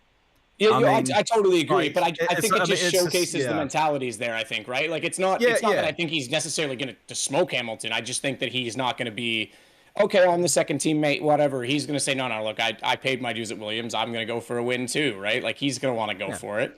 And look, Hamilton's not unbeatable because Rosberg has beaten him. Button beat him as a teammate. He's been beaten by teammates before. I think Hamilton's strong suit is his mentality, but Hamilton's weakness is his mentality, and it depends on what version of him he brings to the table that you're going to get it out of him. Like, he's so hard to beat when he's on his game, but when things aren't going his way, I'll even call him at times a crybaby, and I think that you see that come out of him when he's not winning and things start to slip, and I'll use an analogy, it's like a spinning top. Everything's great, but as soon as the inertia wears out, it starts bouncing off things a bit, and it gets a little messy. So it depends on what Lewis we get right at the start of the season, I think.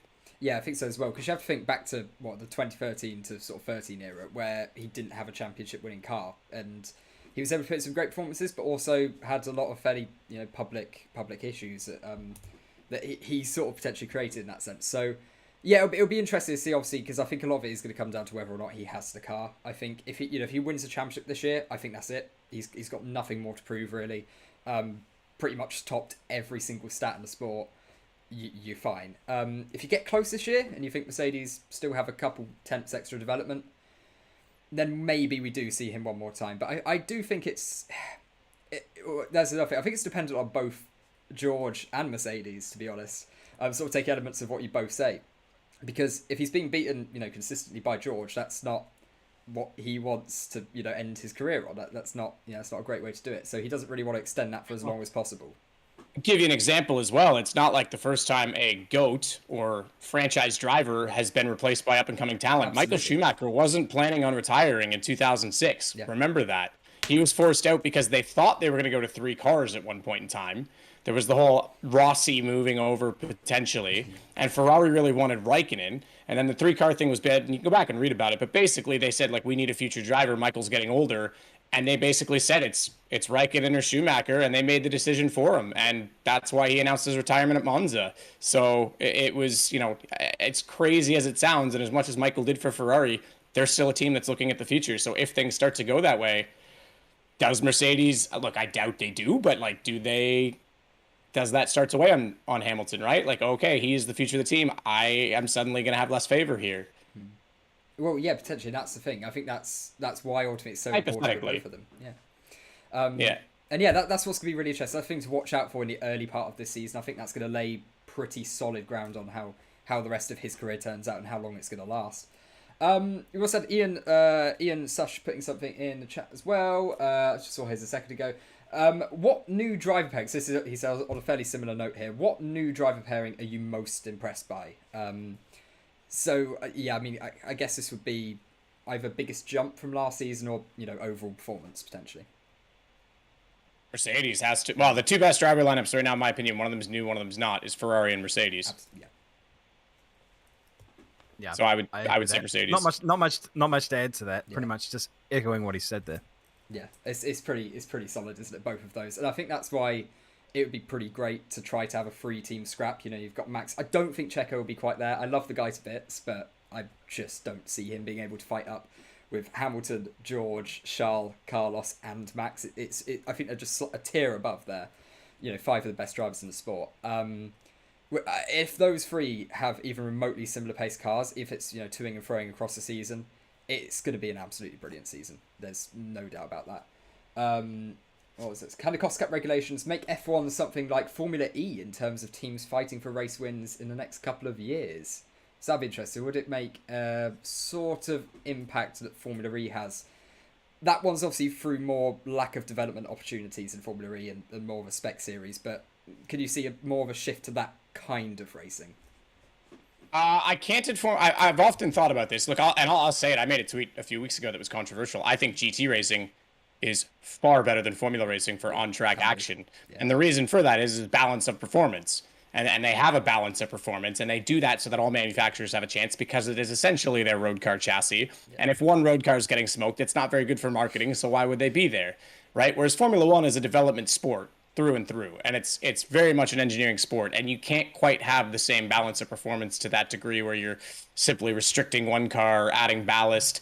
There's little things you could do, but as soon as you take out the engineering aspect and the innovation aspect, Formula One's not what it was. And it's a difficult thing to accept at times, but you have to accept that there will always be engineers that are more clever, aerodynamicists that are more clever, that come out with cars that are superior than others to others. And I think you're right in saying that, you know, Formula E is a bit more spec and the technology is a little bit more limiting as well in the electric world because there's just not as much of a sample size available. I don't know as much about it, let's be honest, but I'm just saying, The spot on there. you know, it's pretty new technology still, essentially, right? So I don't see F1 ever being quite that like IndyCar, for example, where it's essentially got a balance of performance as well. But yeah, it's Formula One would lose a lot of its purpose if it did that.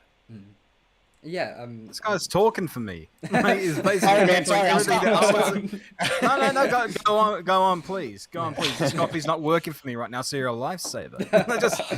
just pretty much, yeah, just, I don't know what more I can add to that, really. Like, is that pendulum really, you want racing to be closer, but how can you do that without disrupting the soul of Formula One? Like, you know, and it's a bit like introducing sprint races. I mean, technically, yeah, Grand Prix back in sort of pre-war days, you know, was decided through heat racing and some through lottery, literal like picking grid positions out of a hat, and other Grand Prix, like the Tasman series in the 60s, again through heat racing. But it's about Formula One, and we're trying to encourage development, who makes the best car, best team, everything like that.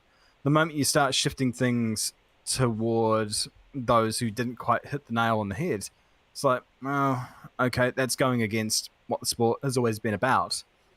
But, you know, like, the cost cap, though, is meant to sort of mitigate what's been a bit of a runaway train in recent years, where we've had this dominant streak from one manufacturer who have been pouring in, you know, endless amounts of money.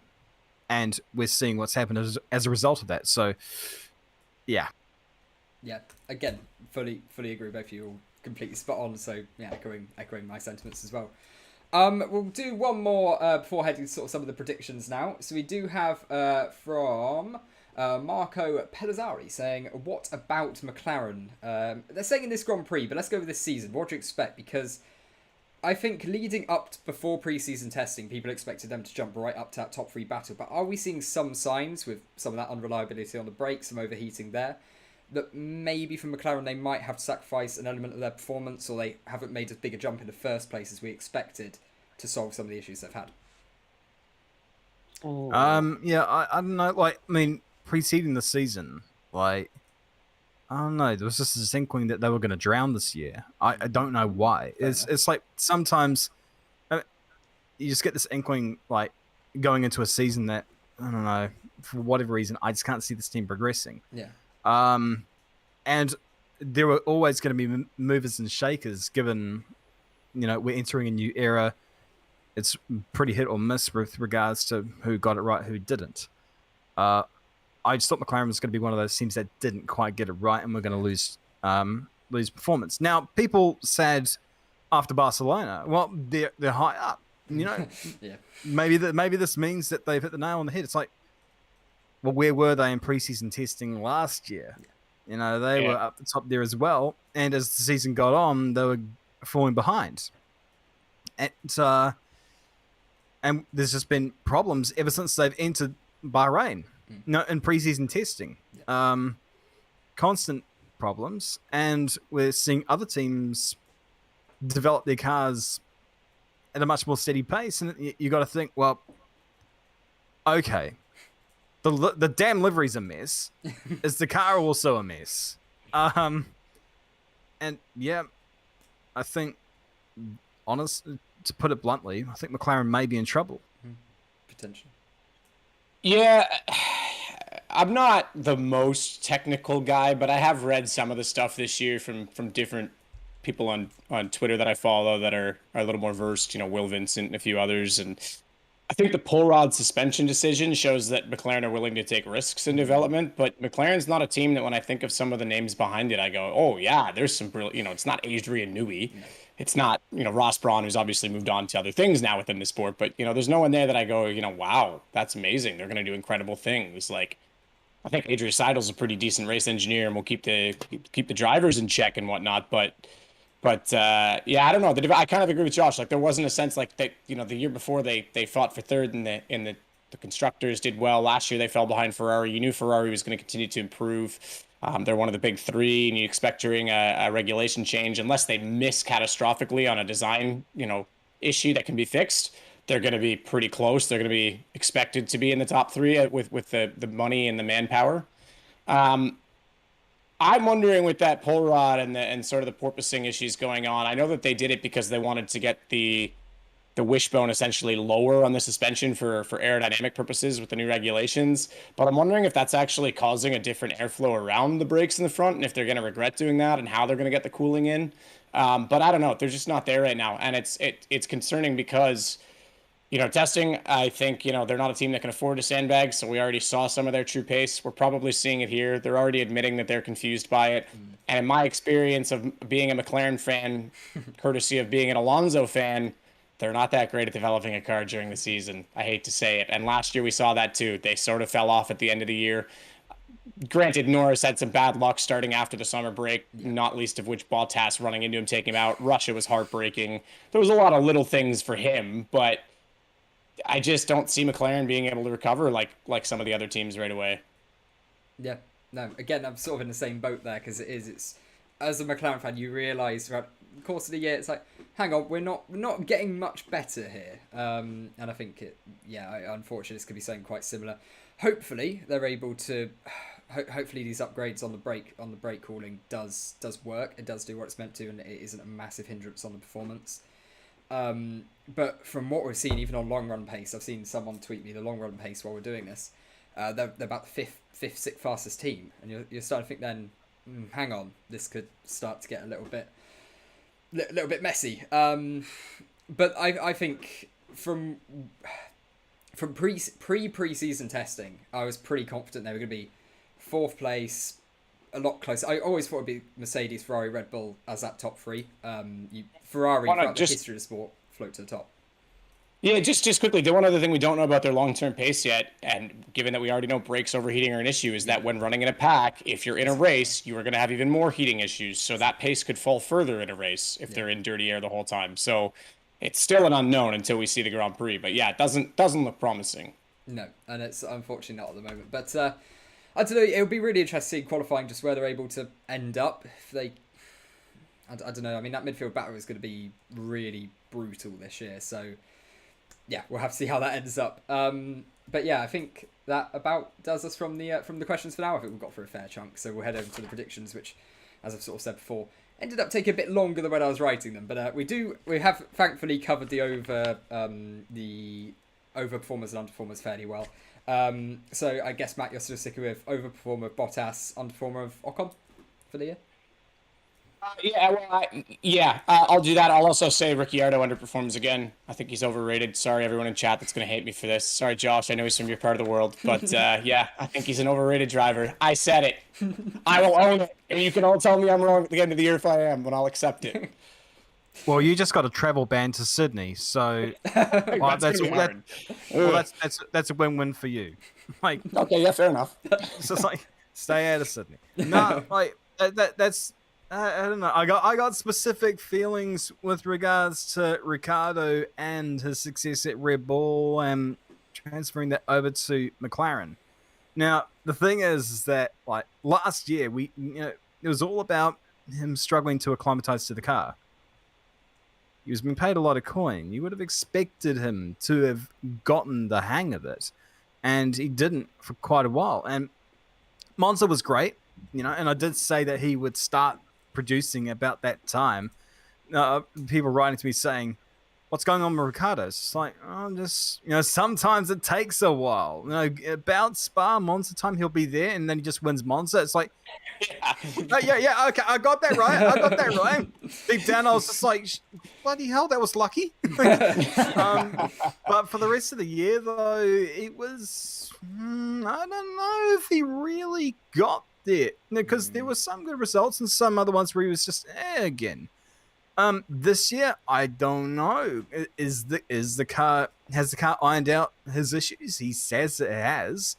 If that's the case, well, does he have an excuse anymore? If he does get outperformed by Norris badly, then yeah, to be honest with you, if I were McLaren, Zach Brown, I'd then look over at my Indy program with Pato Award, it's like, yeah, I can use you for a lot less, and there may be better results. I don't know. Like, is it worth trying? Yeah, it's Ricardo's might be a make or break year for him, really. Yeah, it's an interesting case there. No, I absolutely agree with that as well. And you have to bear in mind as well, Ricardo's on pretty big money. Wherever he goes, he's a big money driver, so he needs to put in those big money performances to match it. Otherwise, if you're someone on like Ocon wages at McLaren and you're putting in those performances, it's like, I mean, okay, you could be doing better, but we're not spending loads of money on you expecting you to be one of the best drivers on the grid. But I know, I mean, you're definitely right. I feel like this is, for Ricardo, probably a really important first 7 races or so in this year. And that's why missing the Bahrain test and even the bit of the end of running in FP2 today, it's not going to help him, is it? No. Actually, speaking of missing Bahrain, I just want to dabble into this quickly here. I'm looking at Aston Martin's pace at the moment. Yeah. And I'm thinking, okay, if this doesn't improve, what the hell is Seb going to do at the end of this year? Because basically the consensus is he needs to know that pace is there. He needs to know that potential is there in the team. And if for the second year running, the team's just going backwards, despite that damn thing looking like a fish with the amount of gills coming out of the damn side pods, and it's still not producing whatever, even after supposedly putting so much time and effort into the new rigs. Yeah. Well, and Mike Hunt being there. Yeah. That's not, And what, sorry? And Mike Hunt being there, of course, the meme power. That obviously helps. Yep. You mean Mike Crack? Oh, Mike Crack, sorry. Not much better either, to be honest. Hunt. It was Hunt. I just want to clarify. Yes, Mike Crack, sorry. Different part of the anatomy. Bloody Canadians, eh? I messed it all up. It's fine. Blame Canada. Okay. I feel like for Seb, it's an interesting situation. I think he's a couple of years too late in his career. He's just a couple of years too old to really benefit from Aston Martin and all funding. I went past Silverstone for the Mercedes car launch this year, and to put it, so I've now mentioned this a little bit earlier in the night, but I appreciate there'll be more people there. We used to camp in this field for the British Grand Prix. Tens of thousands of people in there. It's now a massive Aston Martin factory. It's under construction at the moment, absolutely huge. The money that they're putting into that team, absolutely immense and really commendable. Yeah. It's gonna be finished in time to benefit Lance, quite a considerable amount. Will it be finished for Seb? And I think, he's only got a year or two more in the sport. He's not going to go much further than that, is he? And I think realistically, Aston Martin funding is going to take 3 or 4 years to really see improvements on the car. And as well as that, honestly, I'll be brutally honest here. I don't know if that's the lineup that's necessarily going to take them to the promised land. Yeah.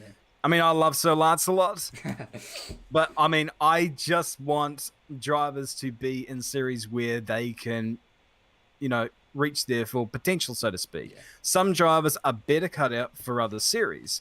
Like, I mean, there are some drivers out there that best suit, muscle cars, touring cars. Some out there who better suit open wheelers. That's just the nature of the game. With Lance, for example, I think he would be better. Like if Aston use that damn Valkyrie and go in the WEC series, you place him in that WEC series, and I reckon he's a primo GT driver because his attributes, would lead to his attributes as a racing driver best suit GT racing in terms of acclimatizing to changing conditions, the long game, looking after tires, all that stuff. Yeah. With out and out pace, with the greatest of respect, he's not on that tier of drivers who would be a world driver champion. You need that driver in Aston Martin. But the problem is, of course, is that Lance is just talented enough for Lawrence to look at him and say, and just say, he's a world champion in the making, and continue to hire him. Again, I just don't know. The funding's there, obviously, I just don't know if it will happen. But now that I've said that, it's going to happen because of my damn absolutely going to jinxings. happen now. 4-time world champion in the making here. I wouldn't have been upset if Seb walked away at the end of the Ferrari contract, to be honest. You know, I was a bit surprised that he did go. Aston Martin was the obvious choice. They were switching over to becoming a factory team, and if he was going to have one more chance at an outside shot based on where his stock and value was in the driver market, that was it. But I also could see Seb walking off and doing some endurance racing. I think he still loves the sport. I think he's just over some of the politics and pressure of Formula One. I think guy's looked like he's aged like 40 years in the span of his career. Like he was always a big Top Gear fan, and I laugh because now he's got like the balding going on. It's like, man, he's literally becoming Jeremy Clarkson. Like he's just getting into this older dude that's getting washed up and just doesn't care. And I think he still loves racing and he loves cars, but I could see him, going off to a WEC or something similar, and doing some. Maybe he's got a bucket list. Maybe he goes and does, Bathurst 12 and then the Spa 24 or Nürburgring 24. I don't know. He's one of those guys that I could see doing something like that, but he's not going to be around for too much longer. That's for sure. Yeah, he's someone who ultimately he absolutely loves his cars. He sort of has, and we know he does. From the very little amount of his private life we do know. And I could see him having probably a good 10-year career in sports cars after finishing in F1. Just wanting to go to as many different series as possible, just experience those cars, experience those historic tracks that he just doesn't have the freedom to do in Formula One. So yeah, that would be cool to see. But we'll move on from this. So Josh, who would you go for your underachiever? Underachiever? Oh man, going down the list of drivers here. I probably would go for Ocon as well, because I think relatively for what people would be expecting, and as was said previously, Alonso's going to start coming to the floor. Chinks in Ocon's armor are going to be there. I think we over romanticize Ocon's win a little bit too much, but now Alonso and Ocon. With the car, with the brand new car, no one's really got that much of an upper edge. Alonso's had that full year back in the game now, and so yeah, if Alonso buries him, then Alpine will probably look at Ocon. It's just like, okay, so we got Oscar Pastry, who's sitting on the sidelines doing nothing. Exactly. Yeah. We've also got Jack Doohan, who's coming up and proving everyone wrong. Should we keep you here? And I think, may probably say no, kick Ocon to the curb and bring in one of those guys. So, yeah. Going through the list of drivers, I can't think of anyone that stands out above Ocon there. Yeah. No, it's completely fair. So we'll go on to this. Get on the right page, that'd be useful. So yeah, we'll go on to second one. So we've got Rich Race this season, so you can have any of the tracks end up in the top 3 at the end. Will have the most DNF, so you get all the points if it's in the top 3. So out of all the tracks on our calendar, which one do you reckon most DNFs? Well, Baku's definitely one of them.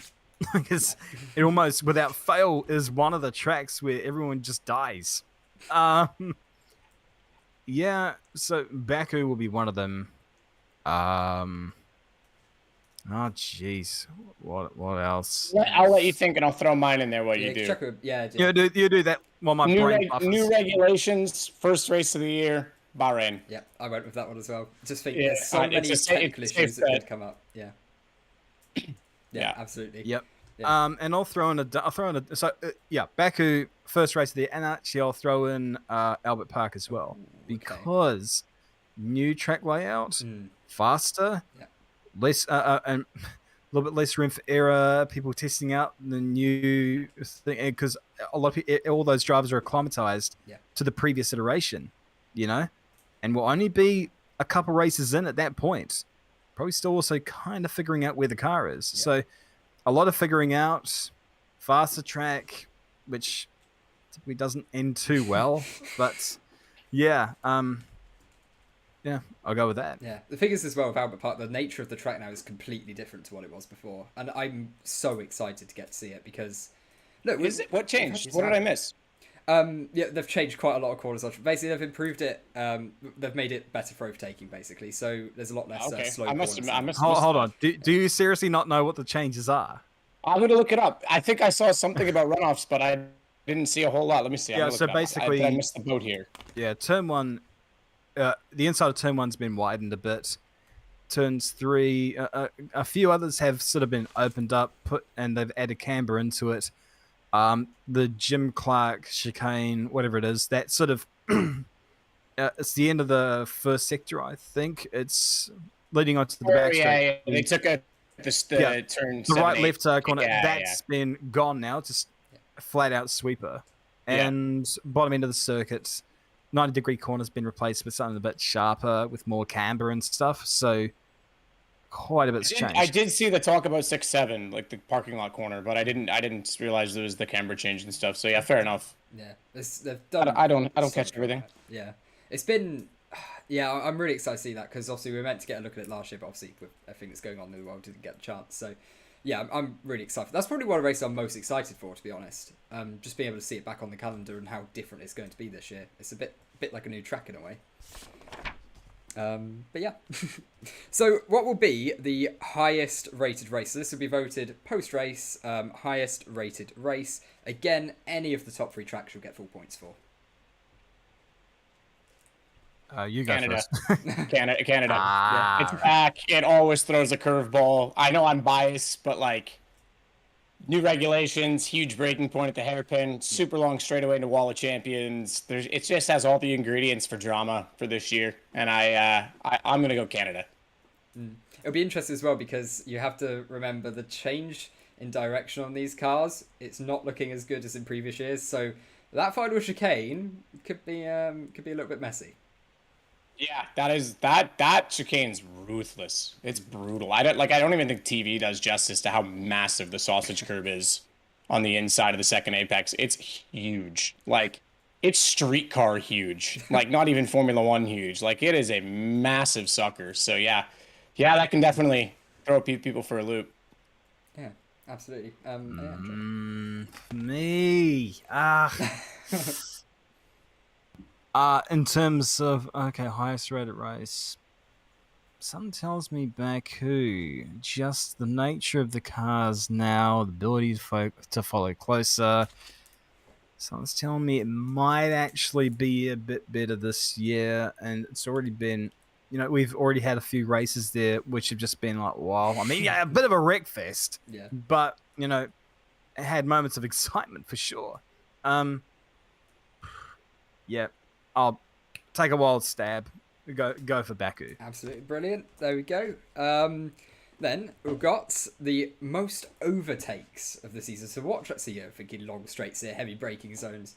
Which track will have the most overtakes? Again, this is predicting any in the top 3 because I think predicting the highest might be quite difficult. But yeah, any in the top 3. Given that I didn't put Canada as the highest DNF rate, but I also said it's going to be one of the most exciting, that would suggest it's exciting based on overtakes. So if I'm going to follow my logic there, I kind of have to pick Canada. But if I'm going to throw another one in with the newer cars, I'll throw Monza in. Ooh, yeah, seems completely fair. Fair enough. Most overtakes. It's all just a wild stab, isn't it? Yeah, like basically, and especially with. I think you should pick Monaco. Yeah. I mean, I'm a bit thick, but I'm not that dumb, man.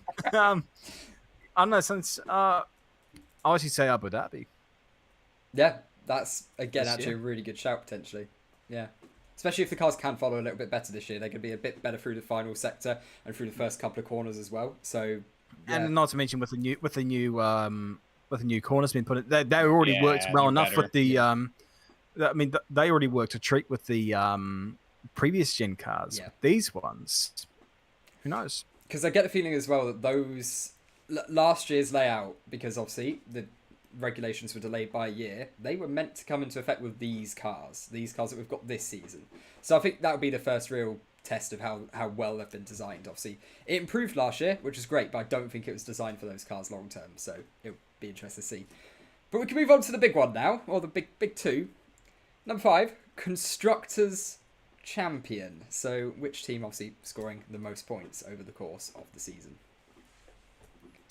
I'll go with Ferrari here on the basis that I would have probably picked Red Bull in terms of constructors, but I love Checo to death, but he's probably the weak link in the top 6 drivers, if you know what I mean, like the Merc, Ferrari, Red Bull lineup. He is the weak link of them all, so you may let Max down there. Meanwhile, Mercedes, I don't think are going to have a consistently fast enough car this year to nail all those points. Ferrari have a lineup that is fast and consistent, and the car is likewise. So nailing all those things together, it's like Ferrari may have very well have the best opportunity here. And if we'll get into this in a bit, history does suggest to the fact that this will likely be the outcome based on he'll be World Drivers Champion. Exactly.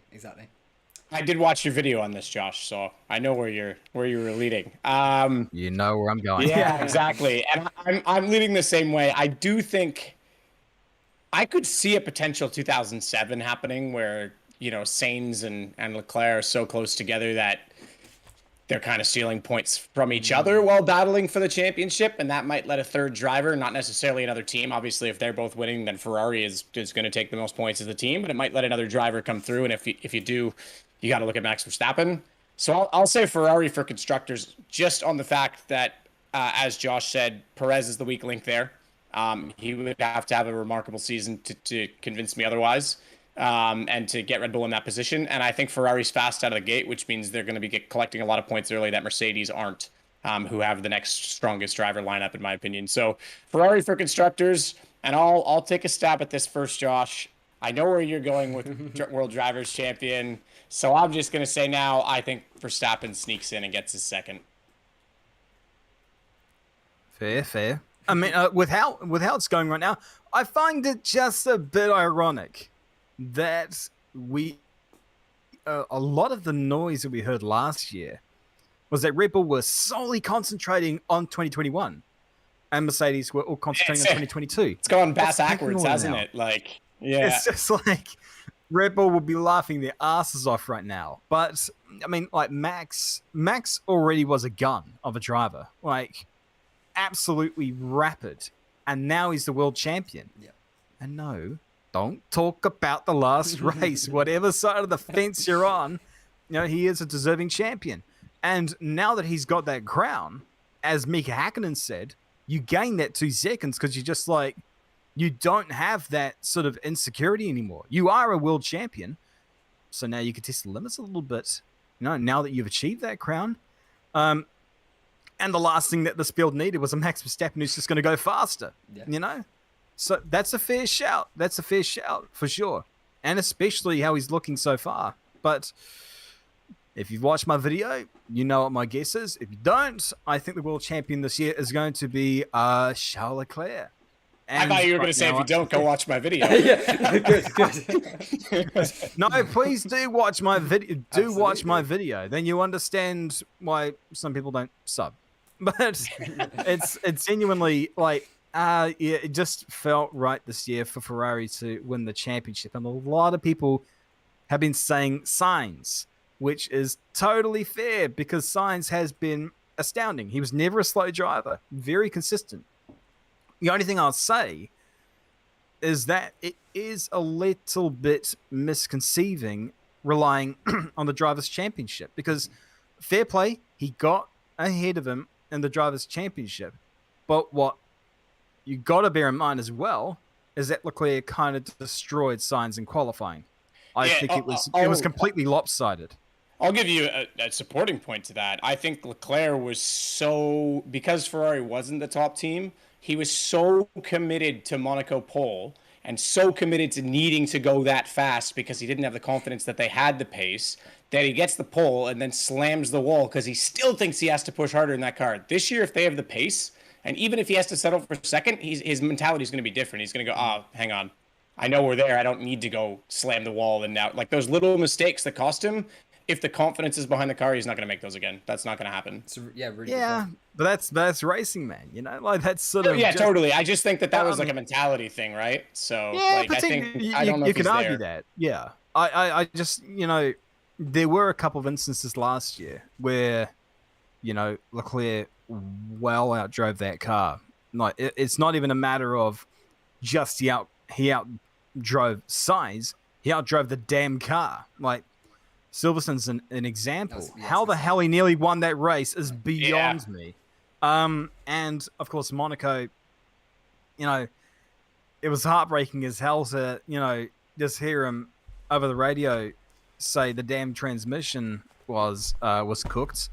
But yeah, again, just looking at the standings as your argument as to why Sainz will surmount him this year is a little bit of a red herring. I'll just call it that. I think, because he'll probably be starting at the front this year, it gives him less of an opportunity to ram into Pierre Gasly again.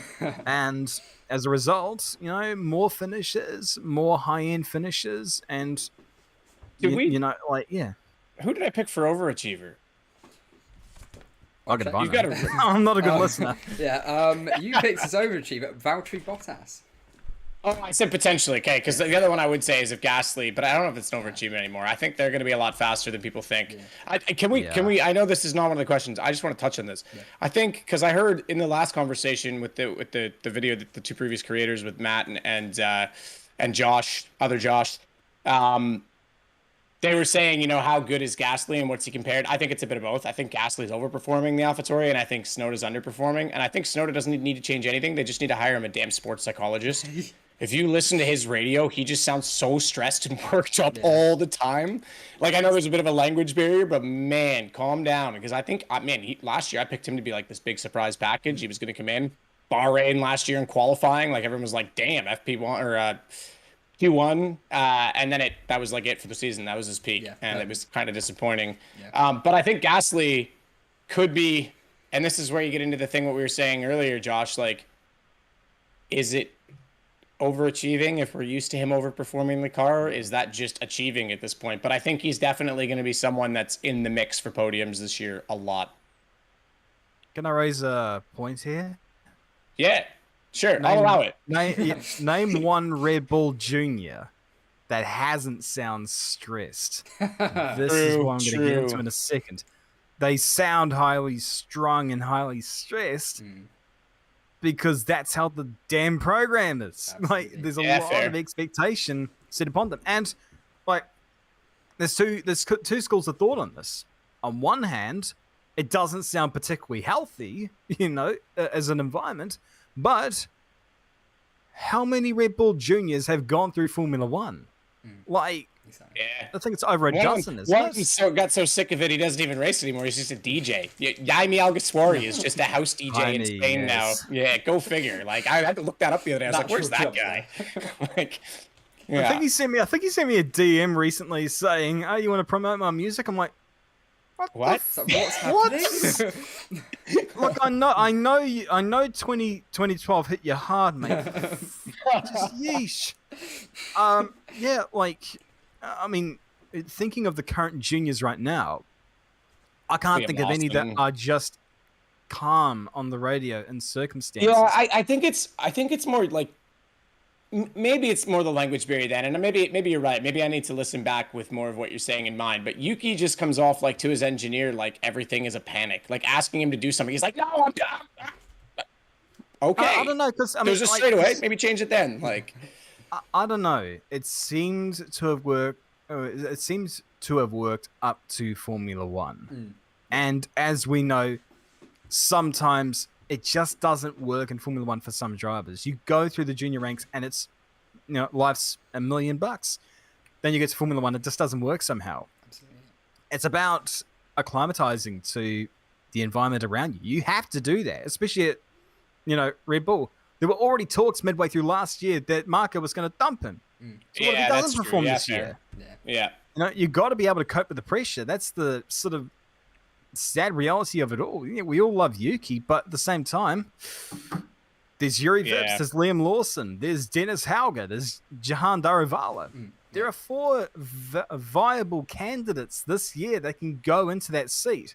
So if you got a person that sort of like is fast, but at the same time crashing the damn thing every few rounds, then you probably do have to think, okay, do we bring in the Estonian Hulk? In other words, Yuri Vips. Yeah. It's I don't know. Like he does need to perform this year because Marco doesn't have a great history with experience with patience. Yeah. Yes. I think they just get past Maldonado and they're set. Okay. But no, it's interesting. He won a race with a Williams. He's the last Williams race Yeah, I winner. know. That's crazy. Gotta give him that. Yeah. And then everything turned into a fire, just like the garage after that race. Oh, briefly, to be fair to Pasta, he was damn fast when he bloody well wasn't himself. Yeah, exactly. He was very fast and very explosive. Chaotic. Yeah, yeah.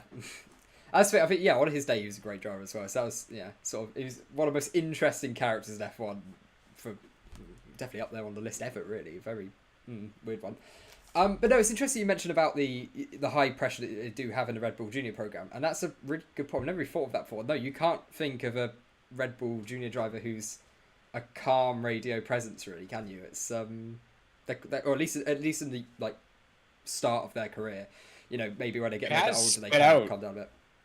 It has spit out a lot of drivers. I mean, Albon, okay, this year at Williams he underperforms. That's a different story altogether. But obviously he came in very highly rated his karting career. Sebastian Bourdais was in Toro Rosso at one point. That guy dominated IndyCar leading up to that point. And he just left F1 with tail between his legs. Didn't really recover from that either, possibly partly because the opportunities he had at IndyCar were occupied when he turned around and wanted to go back there. Yeah. But yeah, there's been a lot of drivers that have gone through that program and really just walked away looking pretty sad. Even Brandon Hartley, I know it was a weird one for him to come back to Formula Racing late. He was already, everything was stacked against him, but he's been very successful in all other forms of motorsport. So yeah, you're not wrong there. Brendan was a prime example of what I was talking earlier about Lance. Is I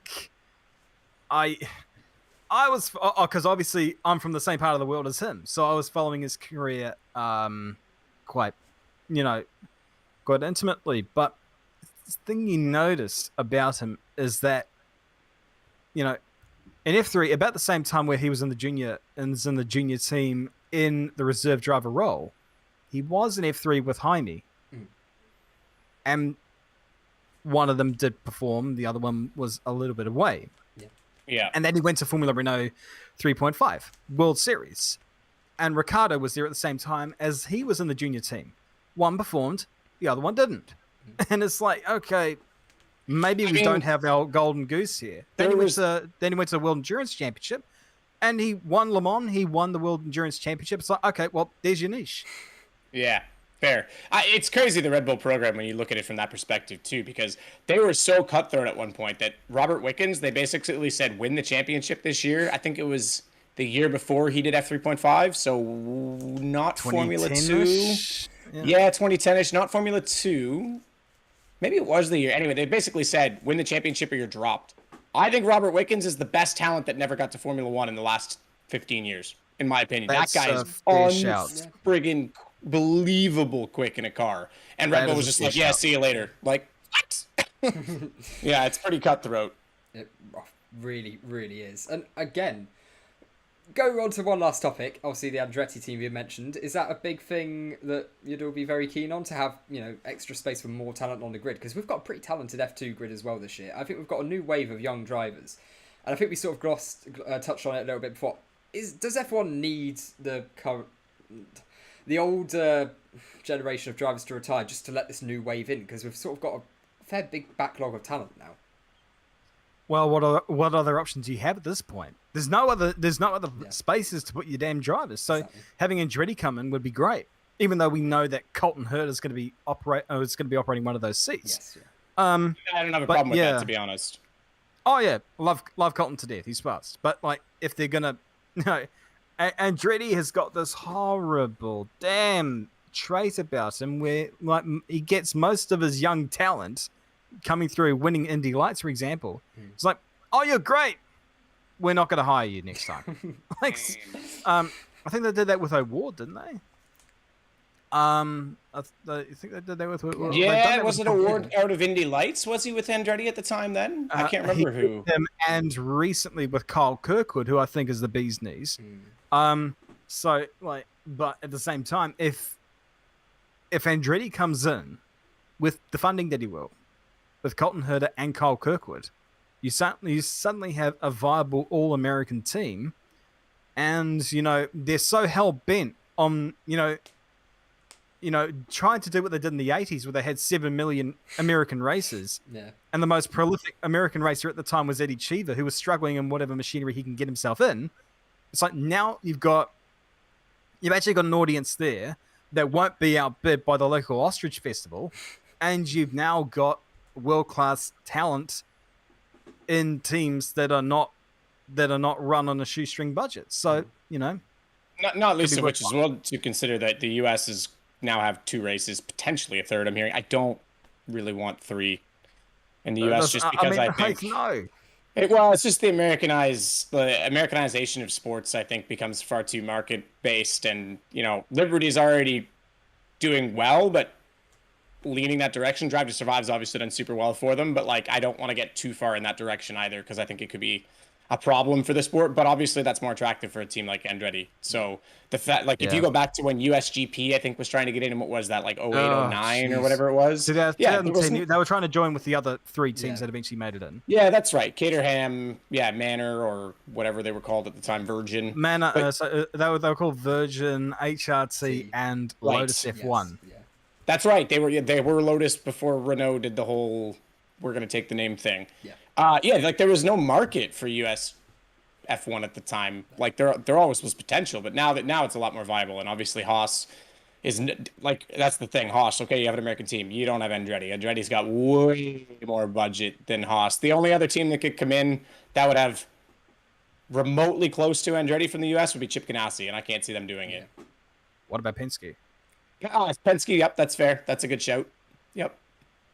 Yeah. Did forget about that. Personally, I would love the captains to come in and run a Formula One team again. He already ran it, and he's already won a Grand Prix in Formula One.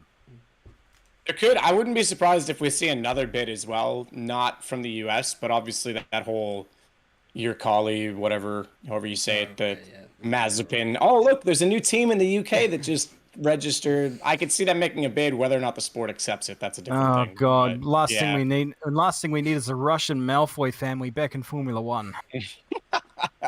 I know you love them so much. Oh yeah, absolutely. Oh man, move on. I haven't got anything else. No, I feel like the noise is made enough, to be honest. I'm making a prediction, I guess, that we'll see a bid from them. I don't think it'll go anywhere. Yeah, I think F1 won't play that game, but no, it can't. But I do think you'll see a bid. Yeah. So. Because I mean, he's at least in some form of motorsport. I can't see him not, because you've got a young driver there who very much had a long-term plan of his career to be in Daddy's team, and now it's gone. So it's not only was he denied by Stroll, but then he was denied by conflict. Yeah. Like, got totally wrecked twice on trying to make a team work for his son. Yeah, it's not. Yeah, could go a bit smoother, let's say. But I think that will about do it. So yeah, massive thank you to both of you guys for coming on. It's been actually brilliant chat, to be honest. So yeah, massive thanks to you all spending some time out your day. And in you guys' case, I hope you enjoy the rest of your days. I'm going to go sleep. So yeah, thanks a lot, guys. And thank you to everyone for watching as well and been in the chat throughout the whole stream. I've been reading all those messages coming through. And I'll see everyone post-quali when we'll go live with some chat about what's going on and any drama that may be happening after the session. So, yep. Again, massive thank you to both of you guys, and goodbye.